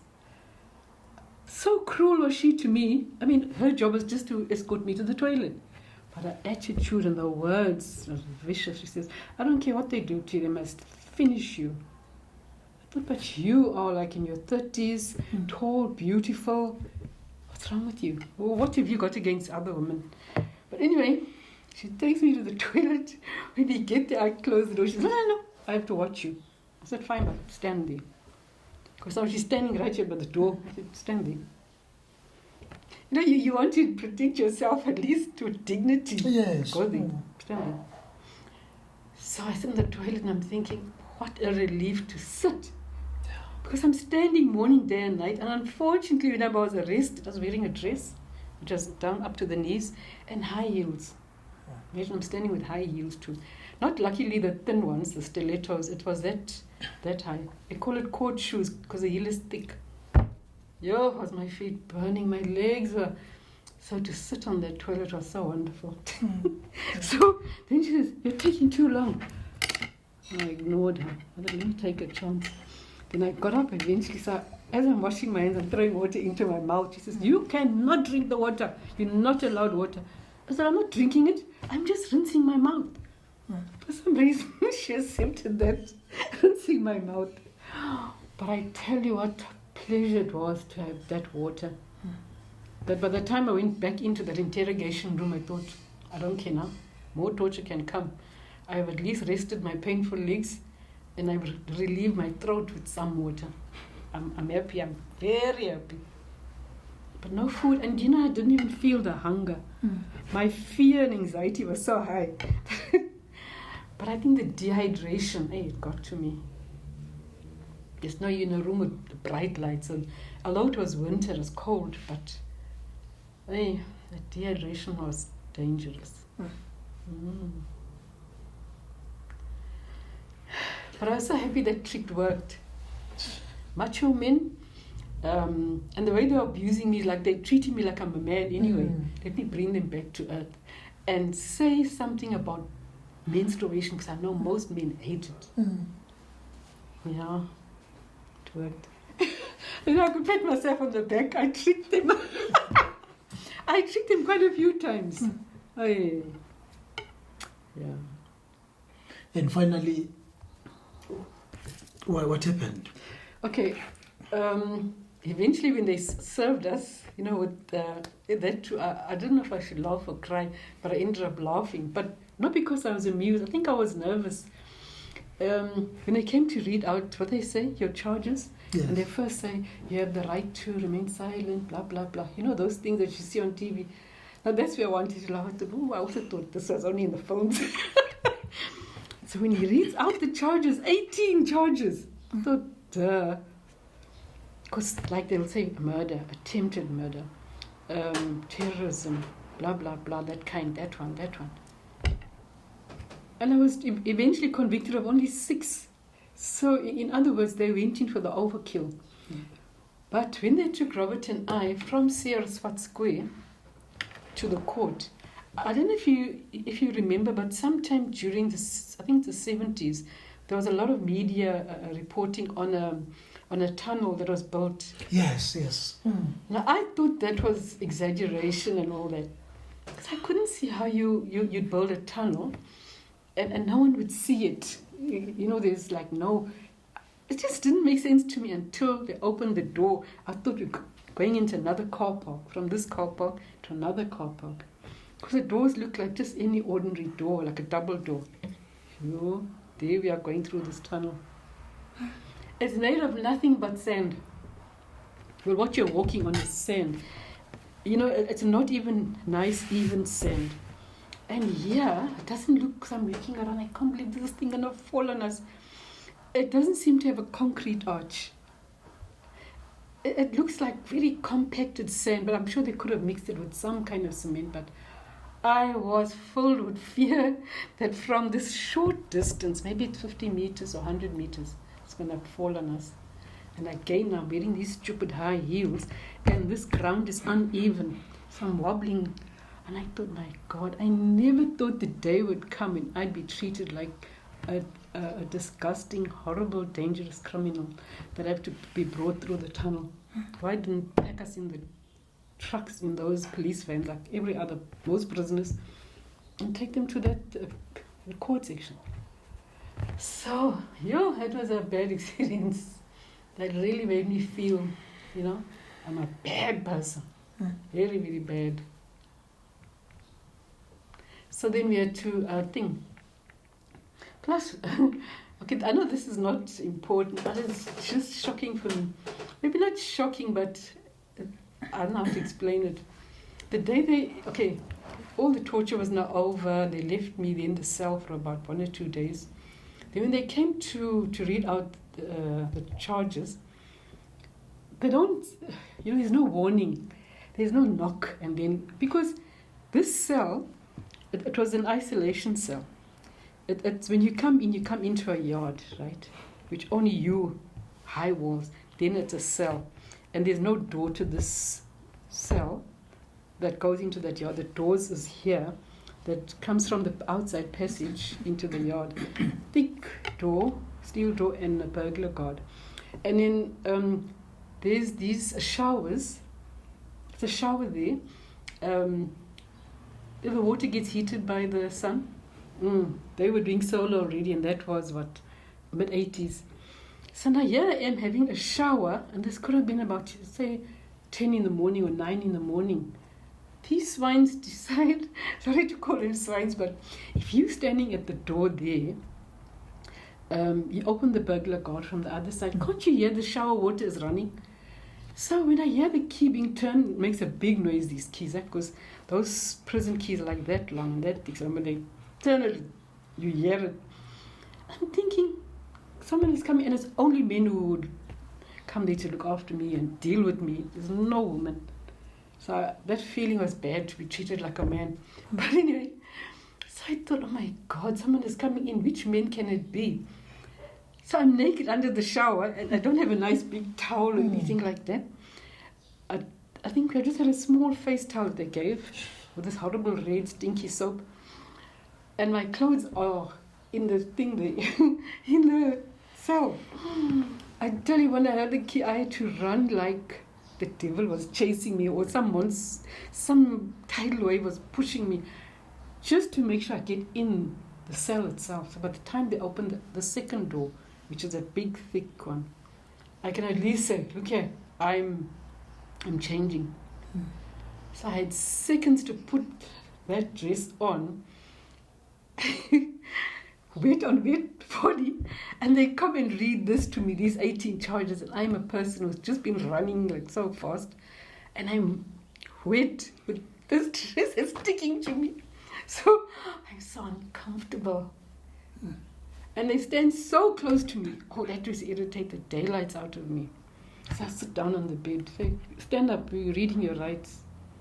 So that was horrible experiences, constant horrible experiences. But okay, you tell yourself you deserve it, because what did you think? You went to the armed struggle. That's how bad you wanted to overthrow these people. So, yeah, sure. Then straight from there, once we appeared, no, do you plead guilty, not guilty, what? And then we went to Westphal prison. Oh, there's another story. Phew. It was tough. I don't know how we survived. That's why when we get together, we talk about the fact that the trauma is permanent. Yeah, we just have to live with it, manage it. Others on antidepressants. Some go for real therapy. So no, I don't need therapy. I everything they did to me, I deserved it. I accepted.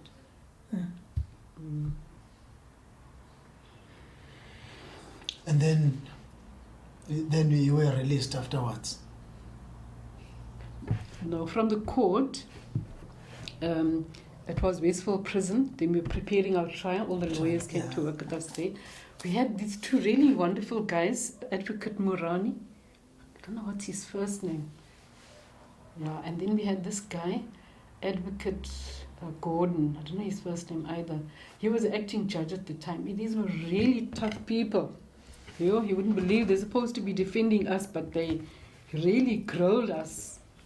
So, but when it was time for us to go on trial, to go to Maritzburg High Court, I said, listen, I am not a common criminal. I will not participate in this court. I'm telling you, I'll go because I have to go. But I will not answer questions. I will not take the stand there. There's enough evidence to convict me. Just convict me. I've prepared myself for death, to hang on my neck till I die. I have read the Bible. I have confessed my sins to God. That's it. I will not testify, I swear. So whatever we are doing here, preparing this court case, I'll tell you everything you want to know, but I'm not going to take the stand. So it's not like I wanted to take what they call the Fifth Amendment in America, where you don't have to testify if you don't want to. So it's not that. I do not want to be treated like a common criminal. I refuse. I'm a prisoner of war. You're talking nonsense, Greta. This is a normal criminal court. I said, yes, I know. That's why I won't participate in it. So when the verdict was read out, especially of the Magoos bombing, that Apelgren is hereby acquitted of murder in the Magoos bombing. My whole body went into shock. What? Why? Why are you acquitting me? Then he explained now, Judge Shearer, that principle, the acquitting of murder is based on, you must prove, that the state must prove beyond all reasonable doubt. So, and two things were sort of in my favor, I suppose. The one was that I was in hiding at the time that it was carried out, so I couldn't go and be part of the planning and all that. So he said, when you're part of the planning of a murder, that is when it's premeditated, and that's the death sentence. I said, okay, fine, I accept that, but I was physically involved in it, not in the planning, on the day of the thing. So that's when I came out and I was involved in it. And then because of the torture, forcing me to sign affidavits, trying to force me to be state witness and all that. And just luckily, the district surgeon, there was a district surgeon, yes. No, just a normal private doctor, employed by the state, which was part of that Section 29 thing, that he had to see us prisoners once a week, political prisoners, injuries or sickness or whatever. So for 2 weeks, I was being tortured with physical torture now. I couldn't walk. I had to hold on to the walls to get from my cell, which is quite a further down, to the district surgeon's room then. And he saw me walking and holding on the wall. He said, what's wrong with you? I said, I am virtually paralyzed by these guys, what they did to me there. But okay, I'm getting better. So he said, what else did they do? I told him all the things they did to me. Suffocating me with a plastic bag and strangling me. But you can't swallow your own saliva because they press your, I think, the esophagus, So it's painful. But you just think, well, you deserve it. So he said to me, look here, there's a section in the normal criminal police detective section where you can report, you can sign an affidavit detailing what they did to you. So I said, for what? No one's going to be punished, and I don't care. It's finished now, it's over. He said, listen here, just make a record of it. So it was some warrant officer, he dealt only with assault in society, but he had that job also with political prisoners. So I told him, and he wrote while I was talking, and then I had to sign it. But on the day he had to testify, well, before he had to testify, it's now in the court there, he was asked to hand over the affidavit. He said, what affidavit? Apelgren never came and complained. I don't know what she's talking about. So he refused to hand over the affidavit. But just luckily, I said, look here, that man did write something and I did sign it. Call him to come and testify right here in the stand. You will see, once he takes the oath, I swear to tell the truth, to help me God, that man will crack here. He'll say what happened. So then that happened. He first said he doesn't know what happened, he doesn't know who took it, but yes, She did make an affidavit. She did come and complain. Why did she tell you? Well, this is what I remember. So once the judge heard that, he said, therefore, all these documents that you have here saying that she signed these affidavits and this is what she said, we can't be sure that you forced her to write that. So now, because I'm refusing to participate in the court, I'm just sitting there in the dock. The judge said, we don't know for sure. And luckily, I couldn't be forced to go and testify there. I thought, why should I? I mean, they have such good evidence against me, and I knew I was going to die. When I joined MK, I knew I was going to die. So why should I protect myself now? I just don't want the humiliation of taking the stand and going to say there, this is why I did that, this is why. I don't want to be a common criminal. I don't know why that was important to me. Okay, I was young and stupid maybe, because I was maybe 28. So, yeah, and then from there, from Pietermaritzburg, once we were found guilty, then he was driven up to Pretoria, or flown, I can't even remember how he got there, to death row, and I was driven in a van. Just imagine, I was still at the back of an old police van, driving slowly from Pietermaritzburg prison to Klerksdorp prison, which is there in what is now the northeast. It's about a 10-hour journey. With just 4 slices of peanut butter, not for patkos, 4 slices of peanut butter scraped on, in an olden days plastic bottle of water, that you put in the fridge. That was my food and drink for the 10 hours. It was horrible. And how long did you spend there? Yeah, all in all, I was in prison for only 2.5 years. Look, I was found guilty of these 6 charges that mostly related to the Edendale operation where we rescued Gordon from the hospital. Yeah, we're still going to talk about that. Yeah. So, and then of course treason but that was also changed, for reporting all the major electrical substations that fed those white commercial farms there. So he sentenced me to 9 years, but he sort of, suspend portions of it for each charge like that. So technically, I only spent 2.5 years in prison, in 5 different prisons, but 2 years in isolation cells. The only prisoner on this entire floor. Like, I was treated like I'm the most dangerous woman. Yeah, that used to hurt me a lot. And then 6 months with my comrades. That comrade Thandi, the one who was Minister of Defense. No, you were in Kronstadt. No. Not Kronstadt. See, what happened is Kronstadt was where the white women political prisoners were kept. Us, black and coloured, were at Klerksdorp. I suppose it's not very far from each other. Probably in the same northwest province now. But while I was punished and put down there in the basement, they applied for a transfer. When I was still there, we all agreed, let's ask for a transfer. We don't want to be separated from our white women political prisoners. So, and then the prison authorities and I suppose other powers that be refused. They liked that segregation. So when Thandi and I had a conflict between each other, then I was segregated and put there by force, taken by force from amongst them and put down there.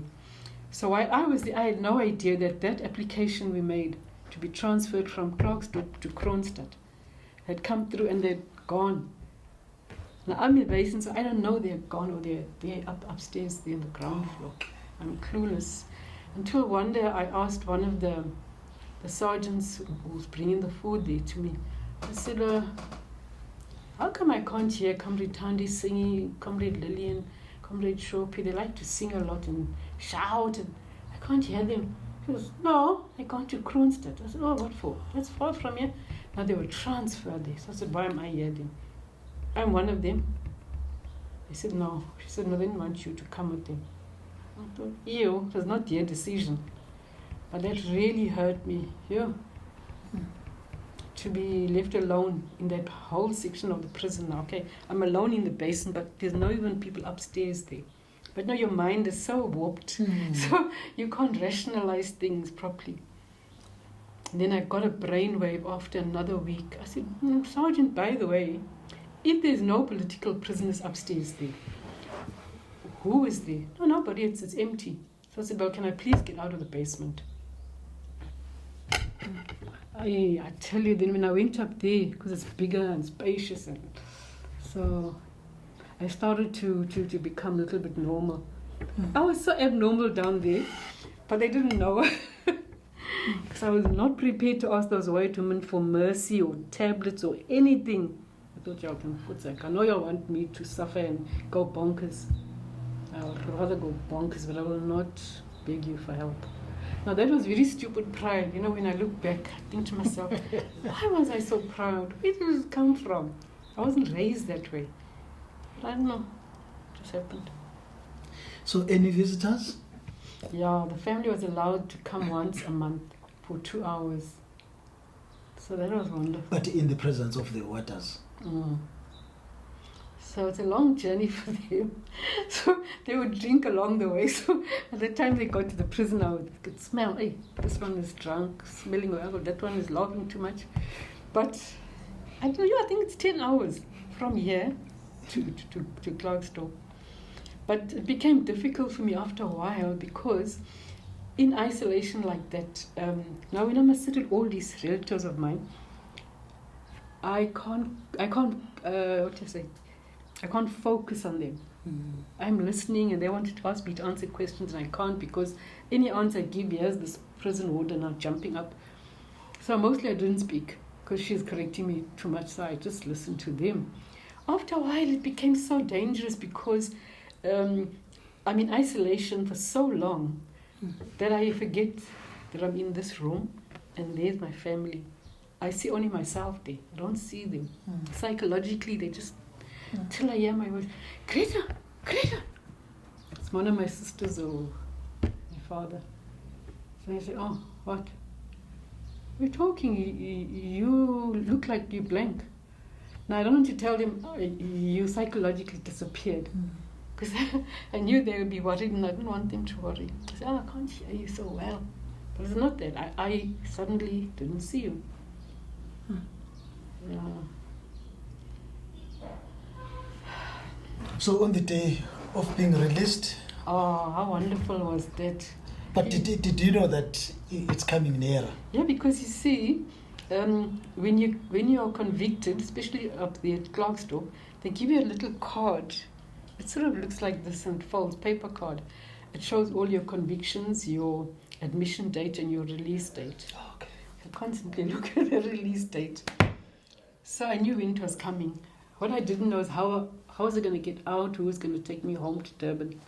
And then just luckily, the day before, then they explained to me that 2 of my sisters were coming up to fetch me. So when we drove out of the prison, I said they were in a taxi. I said to the driver, please, can you take me to the nearest grounds with this grass? I can take off my shoes and I want to feel grass under my feet because the prison is just concrete and there must be trees. I want to just stand next to a tree and hold a tree and stand under the tree. You know that connection with nature, it disappears because now you're in this 2 years of concreteness, using the concrete bricks and whatever. So luckily no one laughed at me, so I was doing that. That was the first wonderful thing. Hey, it was so ridiculous. But anyway, made me feel so good. Then we are back home. Yeah. Then what did you do? Did you discontinue with your participation in the struggle? No, I continued. But when I came home, I was released in January 1989. The very next month, this Durban Indian Child Welfare, they had given my sister a job when she was fired because of politics. And then they gave me a job. So I started a job as a social worker the very next month. You see, I didn't realize the extent to which I was damaged by being in that basement and all those different prisons, always in isolation. Yeah. So it took me 2 years to, how can I put it, to adjust to society and be with people and be normal. I used to cry and actually say, God, can you please take me back to the basement? Can you imagine? Because it became part of you. Yes. It was now home. As painful as it was to live down there, because it was cold. You know, Klerksdorp in winter, the temperature drops. I think at one point it was -6. And you're only allowed 2 pairs of socks. So I used to wear the 2 on each, this foot and that foot. And you're allowed only this bedspread and 1 blanket. It's a thin blanket like that. It's made of koya. We used to call them koya blankets. So I asked for a second koya blanket. They just wouldn't give it. But luckily there was some old white warder. You know, there's always someone who's like an angel. You know, God has sent an angel. Yes, she is. But she's in the form of a prison warder. She said, don't worry, I will go get one for you, a second one. That didn't help much, but at least it was an improvement. So, yeah, it took me 2 years to adjust. Even the first few nights I couldn't sleep, and I thought, what's wrong with me? I'm in my bedroom where I grew up. Until I realized I'm so used to sleeping in a room or a cell that's locked, constantly, always locked. So I got up the one night and I closed the door and I locked it with the latch. Me and all my sisters were sleeping there. And I had a good night's sleep. Then I realized I can't ever, even to this very day, I cannot sleep in a room where the door is open. I have to be locked up. Yeah. Because, you know, you're in this constant routine. Yeah. But I come to terms with it. I don't feel bad about it. Even when I was married, I explained to my husband, the door must be closed. Why? We only us 2 in this house. He said, no. Then you'd get up and close it. Yeah. Now let's go back a little bit. So now, how did you join the MK? How weird was that, I was recruited by Robert. Now Robert, my family and his family, we lived just down in the village there. At the end of the same road, just, not this house, the house next door. That's where the McBride family stayed. And we just up the road. So we sort of all grew up together. So like, I knew him, but at the time of being involved in politics, they had moved to another part of the village, just another 1.5 kilometers away. At first I thought, no, why is he recruiting me? Why should I trust him? As much as I know him, we grew up together. But the thing is, he was not involved in politics with the UDF and so on. In the meantime, when he was at college, at Bishay Teacher Training College, he met Gordon Webster. Now, I mean, Webster is what you would call a true revolutionary. You know, because these are guys who came from middle class families who had everything, and still gave it all up to go into the wilderness to find Mkonto Wesizwe and get that military training. So our special operations unit had at least one person who was professionally trained in anything and everything with warfare. But now, Robert, when he recruited you, did he detail what is it that is? I remember that was in 1986, February, when the country was really at war. Yeah, it was in flames. Yeah, plus economic sanctions was intensifying. It was a terrible time. So we were suspicious of each other also. But I knew that women have to also go forward and fight. And I also knew that although economic sanctions is going to help, because you could see how the government was, slowly relenting on this and that. Certain pieces of legislation they were abolishing, and they were having those talks, Lusaka, Pretoria talks. So I realized, what, I have to go. I was just worried to trust him because, but I knew his father was very involved in politics. He was also a genuine revolutionary. So I thought, okay, it's just possible that his father's influence. And then I also questioned him just a little bit. I said, but no, I've been involved in politics. Okay, everything is now a state of emergency. People can't do politics. But what are you? How do I know I can trust you? He says, no, he was instructed by Gordon Webster. I said, who's he? I know the other 2 Webster brothers. One of his brothers lives just up the road here by me. And the others is mostly Pietermaritzburg area. So I said to myself, I want to join Umkhonto weSizwe. I want to do the ultimate because I've done everything else and this apartheid is not falling. So I'm ready for the violent overthrow. Painful and terrified as I am, I'm going, but I'm not going kicking and screaming. I'm going willingly. So I said, okay, fine. I agree to be involved. What now? He says, no. I will. He came maybe at about, say, 6 in the evening. I'll come and fetch you at 10. You must be packed and ready. We're going for a weekend and bring your passport. Passport? Now, why a passport? I said, no, really, why do I need my passport? I'll bring my ID. He said, no, you must bring your passport. Yeah, but for what? Look, I can only tell you this much. So I took my passport and then I went. No, but at home, did you tell anyone? Mm-mm.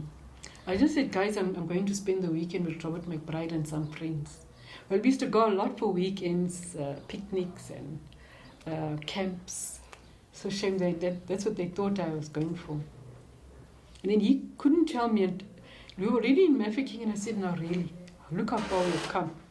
So now how many of you were in the car? Just him and I. So he is driving. Mm. So he picked you up at home. Mm. This is 10 in the evening. Mm. Okay. So by the time we got to the border, I think it was early hours of the morning, that Matla-Bama border post.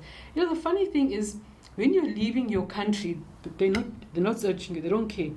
You're going away. So when you're coming in the South African side of the border post, those soldiers, they are fanatical. They never caught us. You know why? But I think I mentioned it to you at some point. That white people genuinely believe that colors will never rise up against them. We will never bring in weapons. We will never bomb their farms and all that. I mean, I know it's terrible, but there we were. Okay, now at the border post there, then you ask him, where are we going? Yeah, because I didn't know that from this is a Botswana border, Botswana's African border. And I mean, it's dark, not everything is well lit. He says, yeah, we are going into Botswana. But for what? Why do you have to come so far? I can't tell you. Now, I mean, this is a secret organization Umkhonto weSizwe where you can't really interrogate someone. And he himself doesn't know everything either because he's not allowed, he's not being told everything. Yeah. Now, I had known about Umkhonto weSizwe already for I don't know how many years, and I knew the success of it depended on high levels of secrecy. So if your function is only to do X, you don't need to know about A, B, and C. Because if you do, when you're arrested, you will expose that and this, whereas you can just expose only that. Yes. So that was the modus operandi of MK in that era. And then when we got there, I said, I see the Botswana, welcome to Botswana. It was, before you get to Gaborone, it's this town called, starts with an L. Can't remember the name now. Not Let's see. What is it? Okay. Yeah. So it's about 1.5 hours journey to Gaborone. So I wasn't scared, but coming back now to get out, in fact, we used to deliberately time things. Make sure that when we are coming back and we are loaded with things, let us come when it's very late in the afternoon. All these officials on both sides, they are tired. Even if they are getting relieved, but they are tired. You can see they're tired, and it's hot. February, March, in that dry place, it is very, very, very hot. So you can see they are. You know when you are dehydrated, or the afternoon sun is killing you. Yeah. So they come with the sniffer dogs and all that to check, but never found anything. You moved into Botswana. Then what happened? Now there is more secrecy. What happens is we come in there because we are traveling in the evening. So we early hours of the morning, maybe it's about 8, 9 o'clock in the morning. By the time we get to Gaborone. So we have to wait on the side of the road in a particular area. the comrades are going to come and meet us. But when they come, they park maybe about 50 meters from our car. To make sure. But only Robert can go and talk to them. Yeah. So these are South African comrades, although they're living there in Botswana. So then they talk there for hours and they give him instructions and so on. Come back. Like, I'm just a pretty woman. Part of my role was also to deflect from the fact that this is, what shall I say, freedom fighters. Because when it's a man only, they're more suspicious. So when it's a couple, they tend to be having these silly ideas that there's a homeless woman there, and he's probably just a holiday maker. In the meantime, it's not the case. And we would dress like holiday makers too. I won't tell you what needs to do.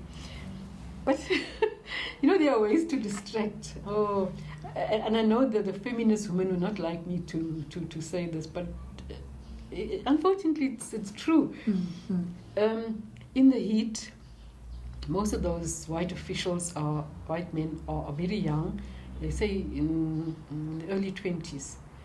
So, I come with shorts. I wasn't so fat as you see me now. I'm wearing shorts, I'm wearing a bikini top. It's like as if I'm at the beach, but I'm there in the dry area of...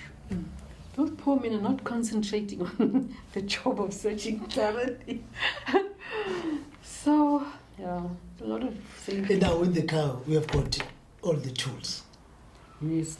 Now, the way it's packed, it's not like there in the boot where you put any things. It's hidden amongst all the machinery under the car. And then it's wrapped in foil. And then it's rubbed with grease. Because we know they're relying a lot on the sniffer dogs. They must sniff the nitrogen and da-da-da-da-da. Now, the poor things cannot pick up those smells because we have camouflaged it with two things. So then you got inside. Now he's too lazy to go under the car. Surely if he went under there, he would see a little bit of some silver here. But even that was covered with black grease, but I mean not perfectly. So he's relying too much on the sniffer dogs. And of course I'm distracting them, modeling myself there. So I didn't feel good to do it, but I knew it had to be done. But it was a part of the operation. Then, and how long were you there? Where? In Botswana. Now we always went only for 2 days, like a weekend. Like we were really just weekend holiday makers. Yeah. The only time we were forced to stay there for maybe 1.5 weeks was when we took Robert Gordon West out of the country. After we rescued him, we kept him at a place for a week and then took him out. So when we were that side, I don't know why, but the comrades there were concerned that that the South African security forces were going to come and bomb them as a retaliation for rescuing someone who they suspected was a kingpin. Because when they arrested him, they found him with driving a car, an old car, loaded. Just imagine the risk he took. The boot and under the seat and everywhere is loaded with AK-47 rifles, rocket launchers, everything you can think of. They just take a chance that no one will stop them. They're driving in all this korokoro and they're driving slowly, minding their own business. Unfortunately, that vehicle now broke down. So there was with the problem. Now the police see this broken down car and come to help, whatever. So I don't know why they wanted the boot open, but once they saw those weapons, they freaked out. They started shooting at them. So Gordon was with who? He was with, it was him, there's another comrade, one delay, and then four of them. No, there was 5, yeah. So he shot, one delay managed to escape, but he shot the 4, the 3 died, but this guy, Gordon, even though he had 5 bullets here to his stomach and chest, he survived. So where was he arrested? I think he was on his way to the Edendale township. Oh, yes. So he was on that road, yeah. Maybe just about 2 k's from there, or 3 k's. Then hospitalized under police guard. Yeah. Let us continue our conversation. Now about the arrest of Gordon Webster. Oh, yes. Yes. Oh, the Edendale incident. Wow, what a thing. I know the country can't forget that one because the audacity of going into an intensive care ward, taking the comrade out, no one, okay, another part then. Taking him out and then still taking him right out of the country, and there he comes back. I think it was 2 or 3 years later. Yeah. Now that one, okay, I explained how these 2 policemen who stopped this car that, who went and attended this car that was stopped by the roadside. And then once they see the weapons, they start shooting. And then because he with these 5 bullet wounds was still alive there, I don't know how, why, then they took him to, okay, the nearest hospital was Edendale. But also because he was with black guys and Gordon is my skin color, they just assumed that he was black. So that's how he landed up there. But it was in our interest that he landed up in Edendale Hospital because his brother, well, the 2 of the brothers were living here. Trevor, who was the principal of this school here, Trevor Webster, and just down the road. And then, I can't remember the older brother now. He lived just up the road when I was staying somewhere there. Anyway, the brother was eventually, that's the school principal. His girlfriend was one of the senior nurses there at Edendale Hospital. Oh, okay. So she provided us with information. Well, while he was there, how he was being treated, and the stitches from here. I remember when we were putting him in the caravan, so the stitches from here all the way down. Sure, it must have been a major. His stomach and chest and stomach must have been wide open to take out those bullets, but they left one in. That's why we thought we have to go and rescue him. There was one which was lodged between his lung and his heart here on the left. Now they claim that's too sensitive to remove that one.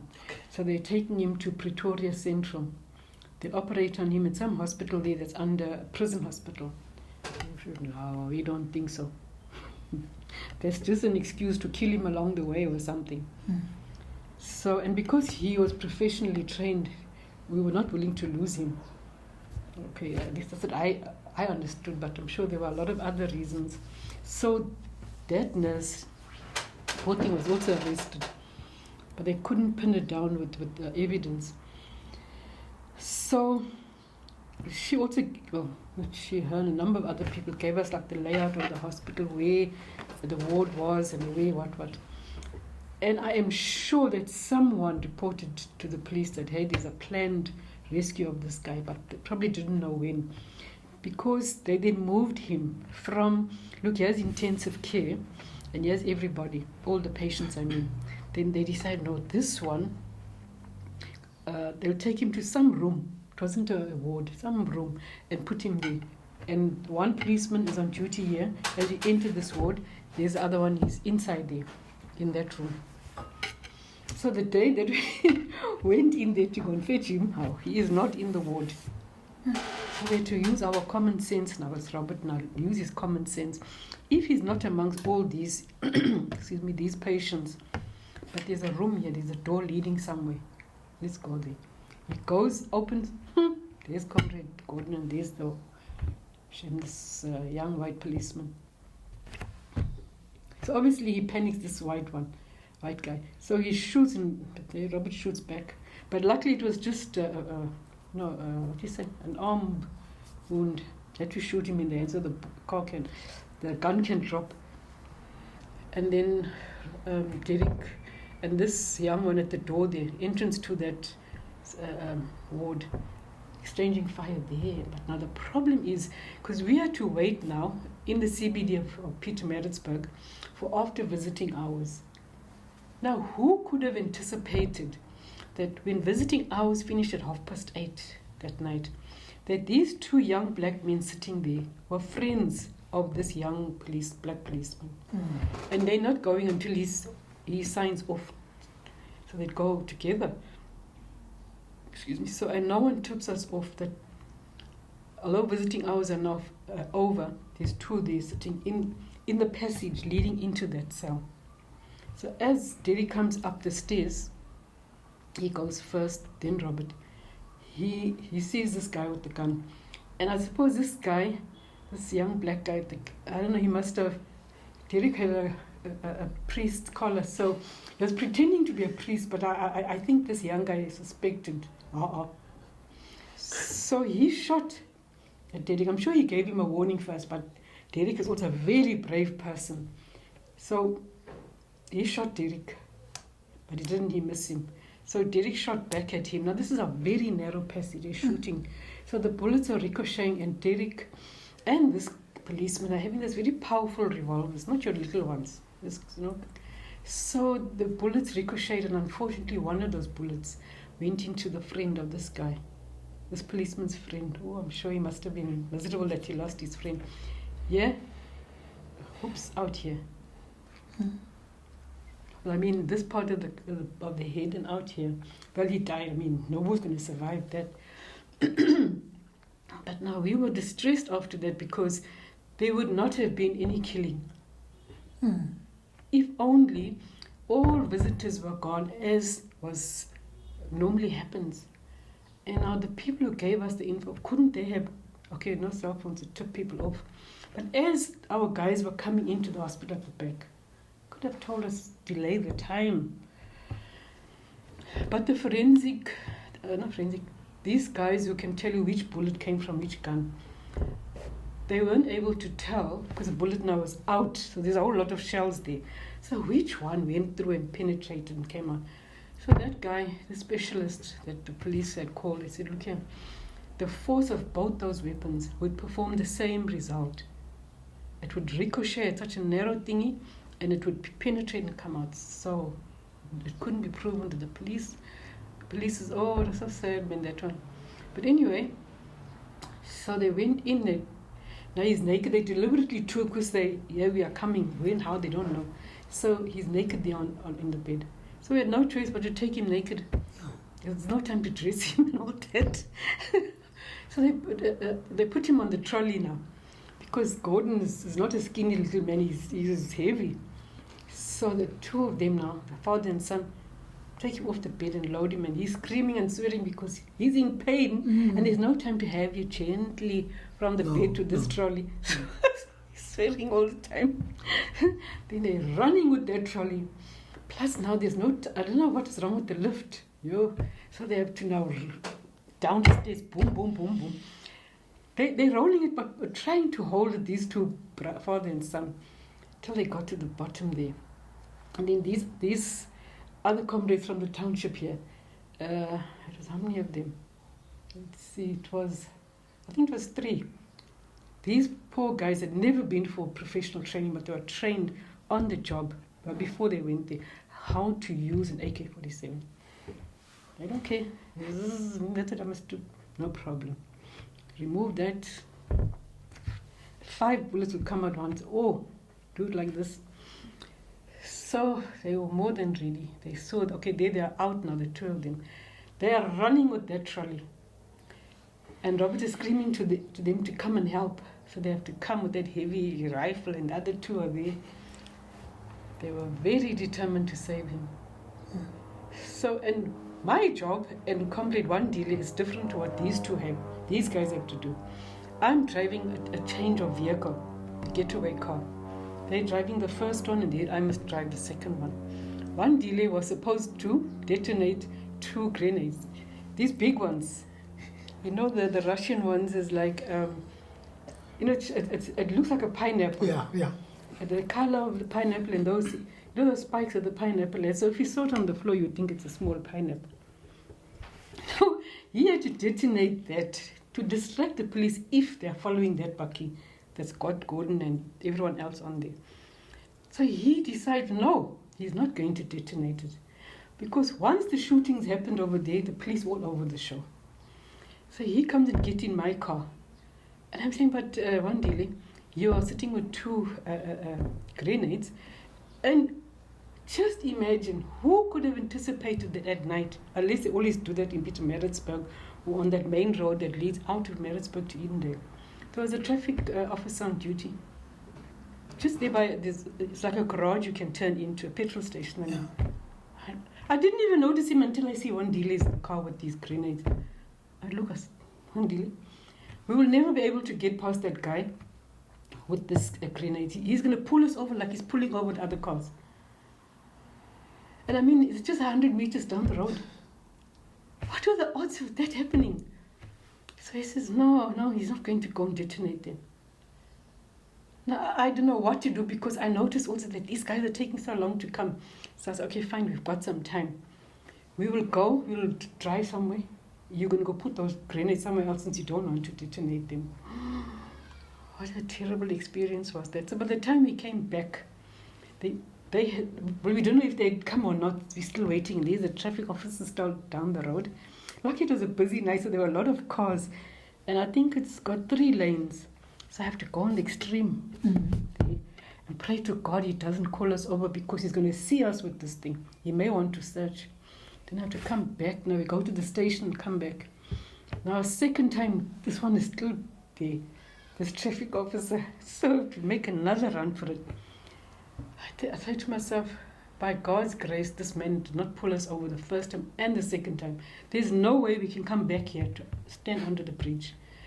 And there's no way I can phone Robert. I just have to assume by now they've come past there, no changeover can be done. They must go straight to the township, which is what they did. And then I had to, and then what I did, I said, no, I'll go to, at the station the second time we went there was a Telkom, what do you call this, the phone booth. There's a lot of phone booths those days. So I put in the money, I phoned Robert at father's garage there. Garage, it's like a panel beating shop and all kinds of businesses there. So I found that number. Robert was mad. He says, we are here already. You weren't there the first, when we came past. I said, this is what happened. He says, well, get out of there and tell one dealer to get rid of those grenades. So they must have driven at high speed to get from Pietermaritzburg down there. I mean, it's like 70 kilometers. And there's so many steep twists and turns. So I tell one dealer, this is what we're going to do. So fine, we drive out. Now he doesn't want to get rid of them. So he says to me, hey, we'll be on this road coming down. I don't know what you call that road, man. But it's that main road leading to Durban. He says, hey, there's a white car, white people driving that car. Let me throw it on them. I said, was that our instructions? We were not told to kill white people. This is a rescue operation. Put that out of your head. He says, no, okay. Then we carry on driving. Then I said, look, I'm going to slow down. Close to that bush. Can you see how thick that bush is? Just throw them there. They won't detonate because a pin is in there. Sure. Got rid of it. What nerve-wracking was that? Hey. So when you came down here, what Gordon was still there? Well, we came down to that shop over there. Then Robert heard the car pulling in, so he didn't want us to come in and see anything. Although it was obvious that they are there and he's there. Because now we are witnesses, never mind we are part of the rescue operation, but no one had to know exactly what was what. Yes. So I just one dealer joined them though, because where else I was going to take him to? Although he lives there, Edendale, but I didn't want to go home. So I then went home. But when we got to the CBD, when we were going there, from here to the township to the CBD now, because we had to wait for this Opus 8 for visiting hours to be finished. I won't lie, I don't know where this fear and panicking suddenly came. It was like my head wants to explode, my heart wants to jump right out of my body. And I'm trying to pray, and I just can't, because prayer also always calms me down. So, and even taking him out of the country, we had to wait a week, and he had to be treated, because the poor thing he still needed a lot of antibiotics and painkillers. So we had to hire a caravan. Him and his girlfriend were there, the back, and we were in the front. And unfortunately, this bakkie that we hired, not a bakkie, a double cab, the old double cabs, the petrol tank, it didn't register properly, that it's full and now it's half and it's a quarter. So we had to drive for maybe an hour, then pull off and go and fill up. We don't know how much to fill up, but we just say fill up. So it was quite nerve-wracking. We couldn't drive fast now, all the way to Gaborone. We had to drive so slowly. But when we got to just maybe a kilometer from the Ramatla-Bama border post, then we had to help this guy, Gordon, to get into one of the, you know the beds in a caravan, it's like a box. And then on top of it, the lid is this, your mattress, sponge mattress. So we had to pull over there, put the two of them in the boxes, nail it down, put the mattresses, this little sponge mattresses back, and they make everything untidy. Books and clothes and blankets, so that if they search on this side or the other side, they'll be put off. How are they going to search? Because look now how this thing is. So as usual, they didn't search us as we're leaving the country, because they don't care what you're taking out of the country. That side of Botswana never used to search us when we're coming in. But that day, it was in the evening, because we had to wait also to see. So that we go there quite late with a lot of people and they're busy. One of those officials, a woman, decides, no, today she's searching these kind of people. My heart nearly stopped. And on top of it, when he opens the caravan, she's dark, she can't see. So he says to her, no problem, I'll get a torch for you. He comes to me and says, give me the torch, she wants to search. Why are you helping her to search? I'm shocked at Robert now, he's helping the woman to search. But he's doing that to disarm her, you know, mentally. She must think, nice, there's no people hidden in those boxes, there's nothing bad here. Even the smell of the medicine, that should have tipped her off. So she didn't find anything, but I was praying there in the seat, oh God, please, please, this is something we have to do. Don't let us fail. At the end. We're already on the other side now. So how many of you were accompanying? It was only us four, me, Robert, and his girlfriend. Because now we needed someone to look after him, or help us to look after him, because he's not yet fit to travel. So, but anyway, once we crossed the border, and the border officials there on the Botswana side allow us to move on.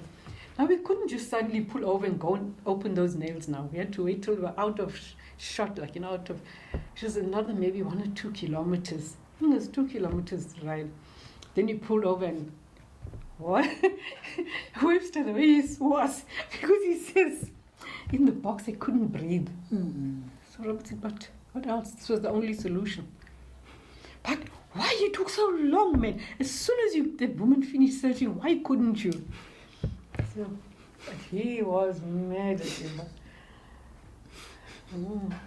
Yeah, then we were Lobatsi. I think that Lobatsi, yes. That's what the township, the town is called, yeah. So we drove through there without stopping till we got to Gaborone. We used to go to the motels. Then we had to carry him virtually, but not like this. We had to, as if he was walking, but leaning on us. Oh, that poor man suffered the pain. Just from where we had parked that caravan and that bakkie into the motel room.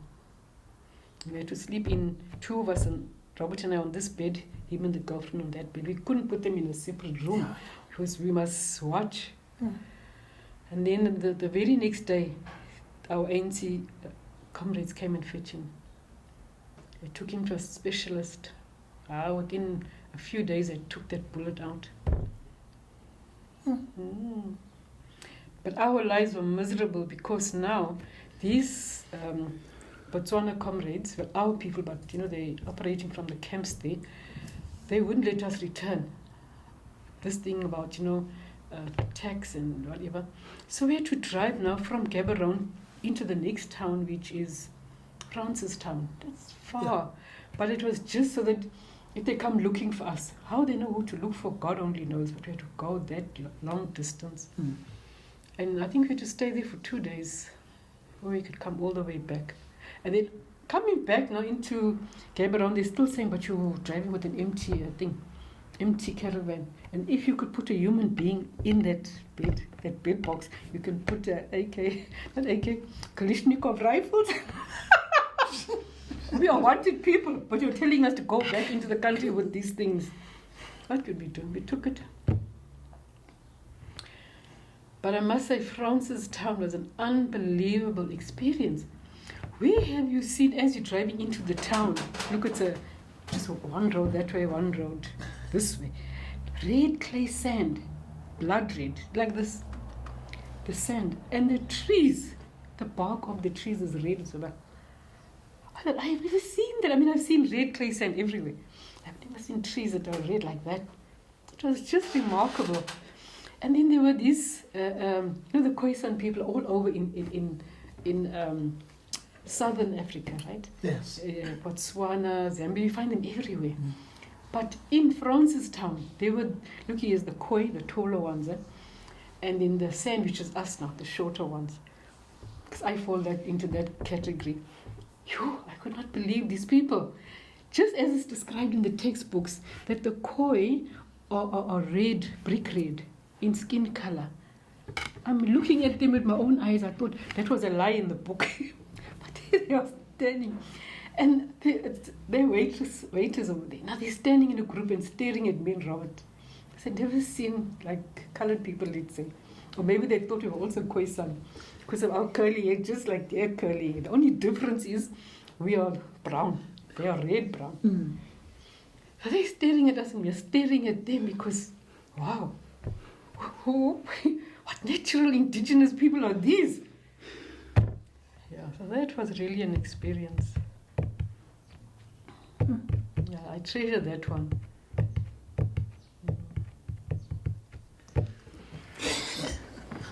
Now, let's move back a bit now to the bar here in Durban. You know, I am laughing because whenever I think about it, I remember, when they are torturing you, it's like this 5 of them, right? And then they leave you with 2. Now, these 2 were complaining to me that the off-duty, the security police, when they're off-duty, that is their favorite hangout spot. Look, it's called the Parade Hotel. Mm. There's Magoose, and then there's the Why Not bar. There's these 2 bars. And they saying to me, the alcohol in that hotel was so expensive that they, as police officers, they don't earn enough to be able to afford the alcohol. So they used to sit in their car and drink. When they've had enough to drink of alcohol at their prices, then they go in and dance and have a good time. So now they were drinking there, waiting to get nice and relax before they go in. Then the bomb goes off. So they say to me, yes, Greta, that powerful sound of that blast, it rocked our car. 5 of them were sitting in this one car. They were all off-duty security policemen. I was thinking, it's like, our national intelligence agency is like America's CIA, I would think. CIA. So you never thought we would come that close to you. Mm. Look, I didn't know most of the facts of why was it targeted. Yeah. But we discovered later it's because it's the off-duty soldiers, policemen, security police, and so on. Now the way he's describing, while we were still sitting in there, that bomb went off. We didn't even know it's a bomb. It was just a loud sound and it rocked the car. Now this guy is actually demonstrating physically. It rocked like this. The car went like that and like that. And he's now horrified. And I could see poor thing, he's reliving his trauma. I'm just standing. He's finished strangling me and do all kinds of funny things. But I am listening. I'm showing no sympathy whatsoever. I'm just listening. And then he says, eventually, boom, it stopped the car now from swinging. Then, of course, they got out and went there. But his main reason for telling me is to think it was you, people like you, colored people. But you're close to us. Why did you do this to us? Duh. It's your racist thinking and your racist stereotypes. So that was quite remarkable, I must say, on that Magoose. Mm. And even when we were preparing the trial now, we were in Pietermaritzburg, transferred from Westville prison to Pietermaritzburg prison, to be closer to the court. Now, the police, the prosecutors, they shared the evidence with advocates and what we have, we've got to share to them. I suppose they make requests to each other, I don't know. But anyway, we were given the medical records of every person who was injured in this side, the Magoo's side of the hotel. And I'm a person who reads everything that's in front of me. Name, surname, age, occupation. Occupation! How many of them were sergeant, constable, captain, warrant officer, in either the defense force or the security forces? I thought, my God, so that's why it was bombed.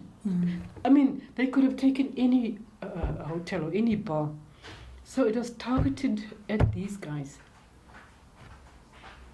Some of these guys are the ones who torture our people there in those interrogation rooms. They shoot and kill our children, whether it's Soweto, whether it's Mitchell's Plain, the coloured townships in Cape Town. I couldn't believe it. Even when they were testifying as witnesses, your worship, the shrapnel is still locked. The hospital can't get it out. The shrapnel from the bomb is too deeply lodged, so that it's safer to actually leave it in there. And that's what the hospital told him. But all these white men who came to testify as witnesses, they all had to introduce themselves. I am so-and-so. What is your occupation? I'm a sergeant in here. I'm a captain in there. I thought even these people who are testifying, even those who were not in the bar, but they were walking up and down on the parade there. It's called the Marine Parade. I thought, wow, most of the victims were these security forces. So I think that's why they were so mad with us, because they never thought we would come that close to them, and worst of all, it's y'all, colored people. So that's why when he was torturing me, he really did a good job of it. I mean, the strangulation, the suffocation with the plastic bag, shopping bag, like Checkers, whatever. When they left it on for too long and I collapsed, I always think about it. When I found myself on the floor, I was always standing. Now, why am I on the floor? When I look at the two and I say, why am I on the floor? And they can't explain, but the look of terror on their faces, they must have thought I died. I thought maybe I just fainted. Maybe I was unconscious. What happened? So now I find myself laughing because the one was biting his teeth. And the other one just had this shock, like dead Greta is now alive. She has risen from the dead. Eventually, the one who was a warrant officer, he ran out. He didn't even close the door. He has a terrorist, he runs out and leaves me alone with this one. This poor man has stood in exactly the same spot from the time I got up. And I had to pull myself now, hold the chair and get up and sit. Not on the chair, rather than the cold floor. That poor man was fixed to that spot. He couldn't move. He could not believe that this dead one here is now alive. She actually didn't die. I think about that day and I think of the expression on their faces. And I find it so funny. I know we're not supposed to laugh at such things, but it just kills me because they never intended to kill me. They just wanted to frighten me. Yeah. And unfortunately, they must have held it sealed for too long. And my body, look, I know you can't leave a person suffocating for more than 3 minutes. So they probably were timing it too close to 3.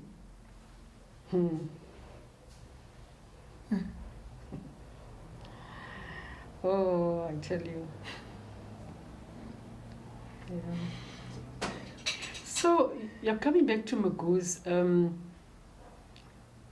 it's so amazing that he was instructed to carry it out. And I think when we were in Botswana, but okay, I was never allowed to sit in the room with them. When we used to be at the motels, then all these guys, our comrades now, would sit alone with him when they give instructions. And then when the instructions are finished, then we would socialize and talk about what's going on in the country, what activism is still on, because they were eager also for information. But I asked myself, really, did those, who in the country or who here in Durban did that reconnaissance, that particular hotel was a really popular place for the off-duty. Remember, I think I did explain it to you the first time we spoke, that here's the Parade Hotel, and then further down is an old infantry military building. They're on that beachfront sort of. Well, it was up and running then. I don't know if it's still up and running. And then just another 2 Ks is Swart Square, where all those, and in that flats where all those policemen live, all the different categories of them. So obviously, this is their favorite night spot, all these hotels, not just that one. So how did my comrades know that that one in particular was where the majority go? Isn't that amazing? Mm. And also what is interesting, or amazing I should say, there were 2 non-whites, let me put it like that, who were affected by the blast. A young Indian guy who testified at the hearing, he said, he was walking through that passage, and I think that narrow passage helped him. Here's the Parade Hotel, it's about 3 or 4 floors, and then there's another hotel or some kind of building, but it's also high-rise. So it's a narrow lane. I don't think you could even drive a car through it. So he was going home, because he was selling flowers on the parade there when it happened. So he was only about, say, 20 meters from the blast. He says, the force of it threw him in the air. Mm. He landed back down on his feet. He was dazed and confused. Once he realized what was happening, he got up and ran home. But okay, it must have been to the bus stop there. So I thought, but how did that happen? How did he come off without a fracture, without any bleeding, anything?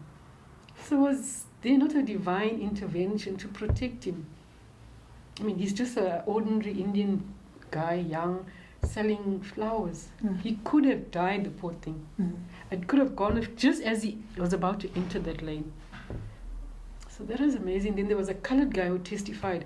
He was walking on the parade itself, on the opposite side, not on the hotel side, on the beach side when it happened. He said it just threw him to the ground, but otherwise nothing happened. So I thought, but where the car bomb was parked, never mind, he was walking on the other side of the road, and the road is just one lane that way and one road this way.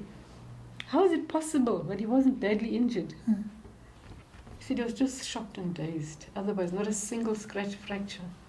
And I just said, thank you, God, because the Indian and the colored are the oppressed. So I would have hated for them to die. Or I know how horrible that sounds, but I would have really hated that.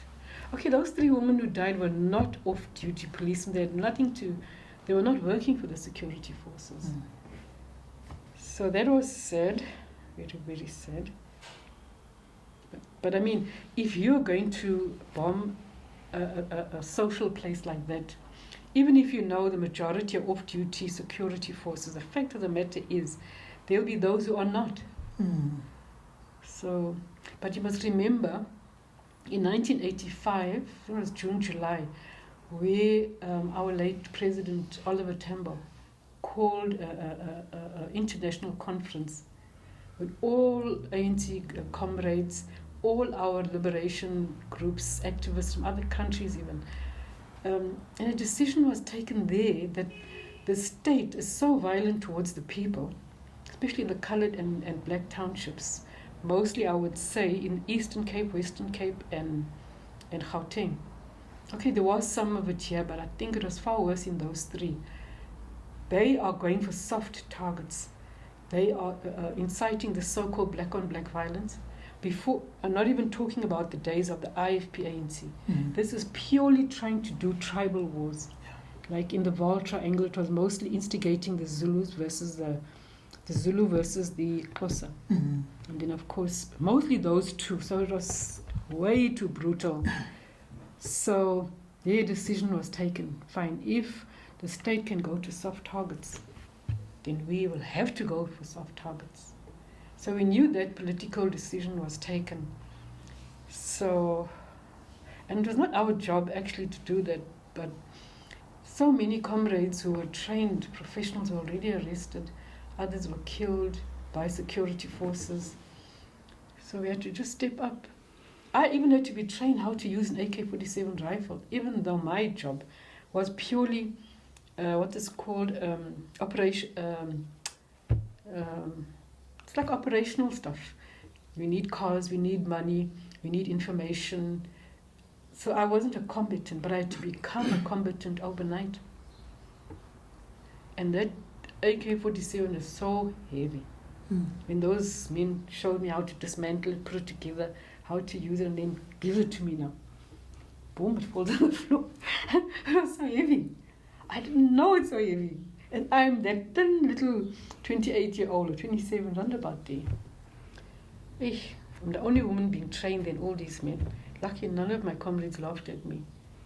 Sure, so I bent down and picked it up and I said, okay, now I know it's heavy, so I know how to handle it. So we were trained like that now on the spot. Because now, I mean, the state was becoming more vicious. The more we respond to their viciousness and lower ourselves to their level, they just become more and more vicious. No problem. We will go to the depths. We'll reduce ourselves to your level.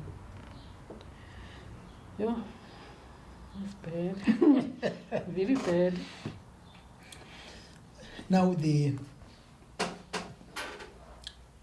let's talk about the assassinations by the state, like that one of Griffiths Mxenge. So in Victoria. Victoria. So maybe let's start with Griffiths. So what do you remember? At that time, where were you when you heard about that? Yeah. Well, I didn't work with Griffiths, but I worked with Victoria because we were the churches that organized us women activists. Okay. No, we were organized before the UDF era and during the UDF era. Organized as church youth and also as church women and social women. There's no women's league then or even something similar to that.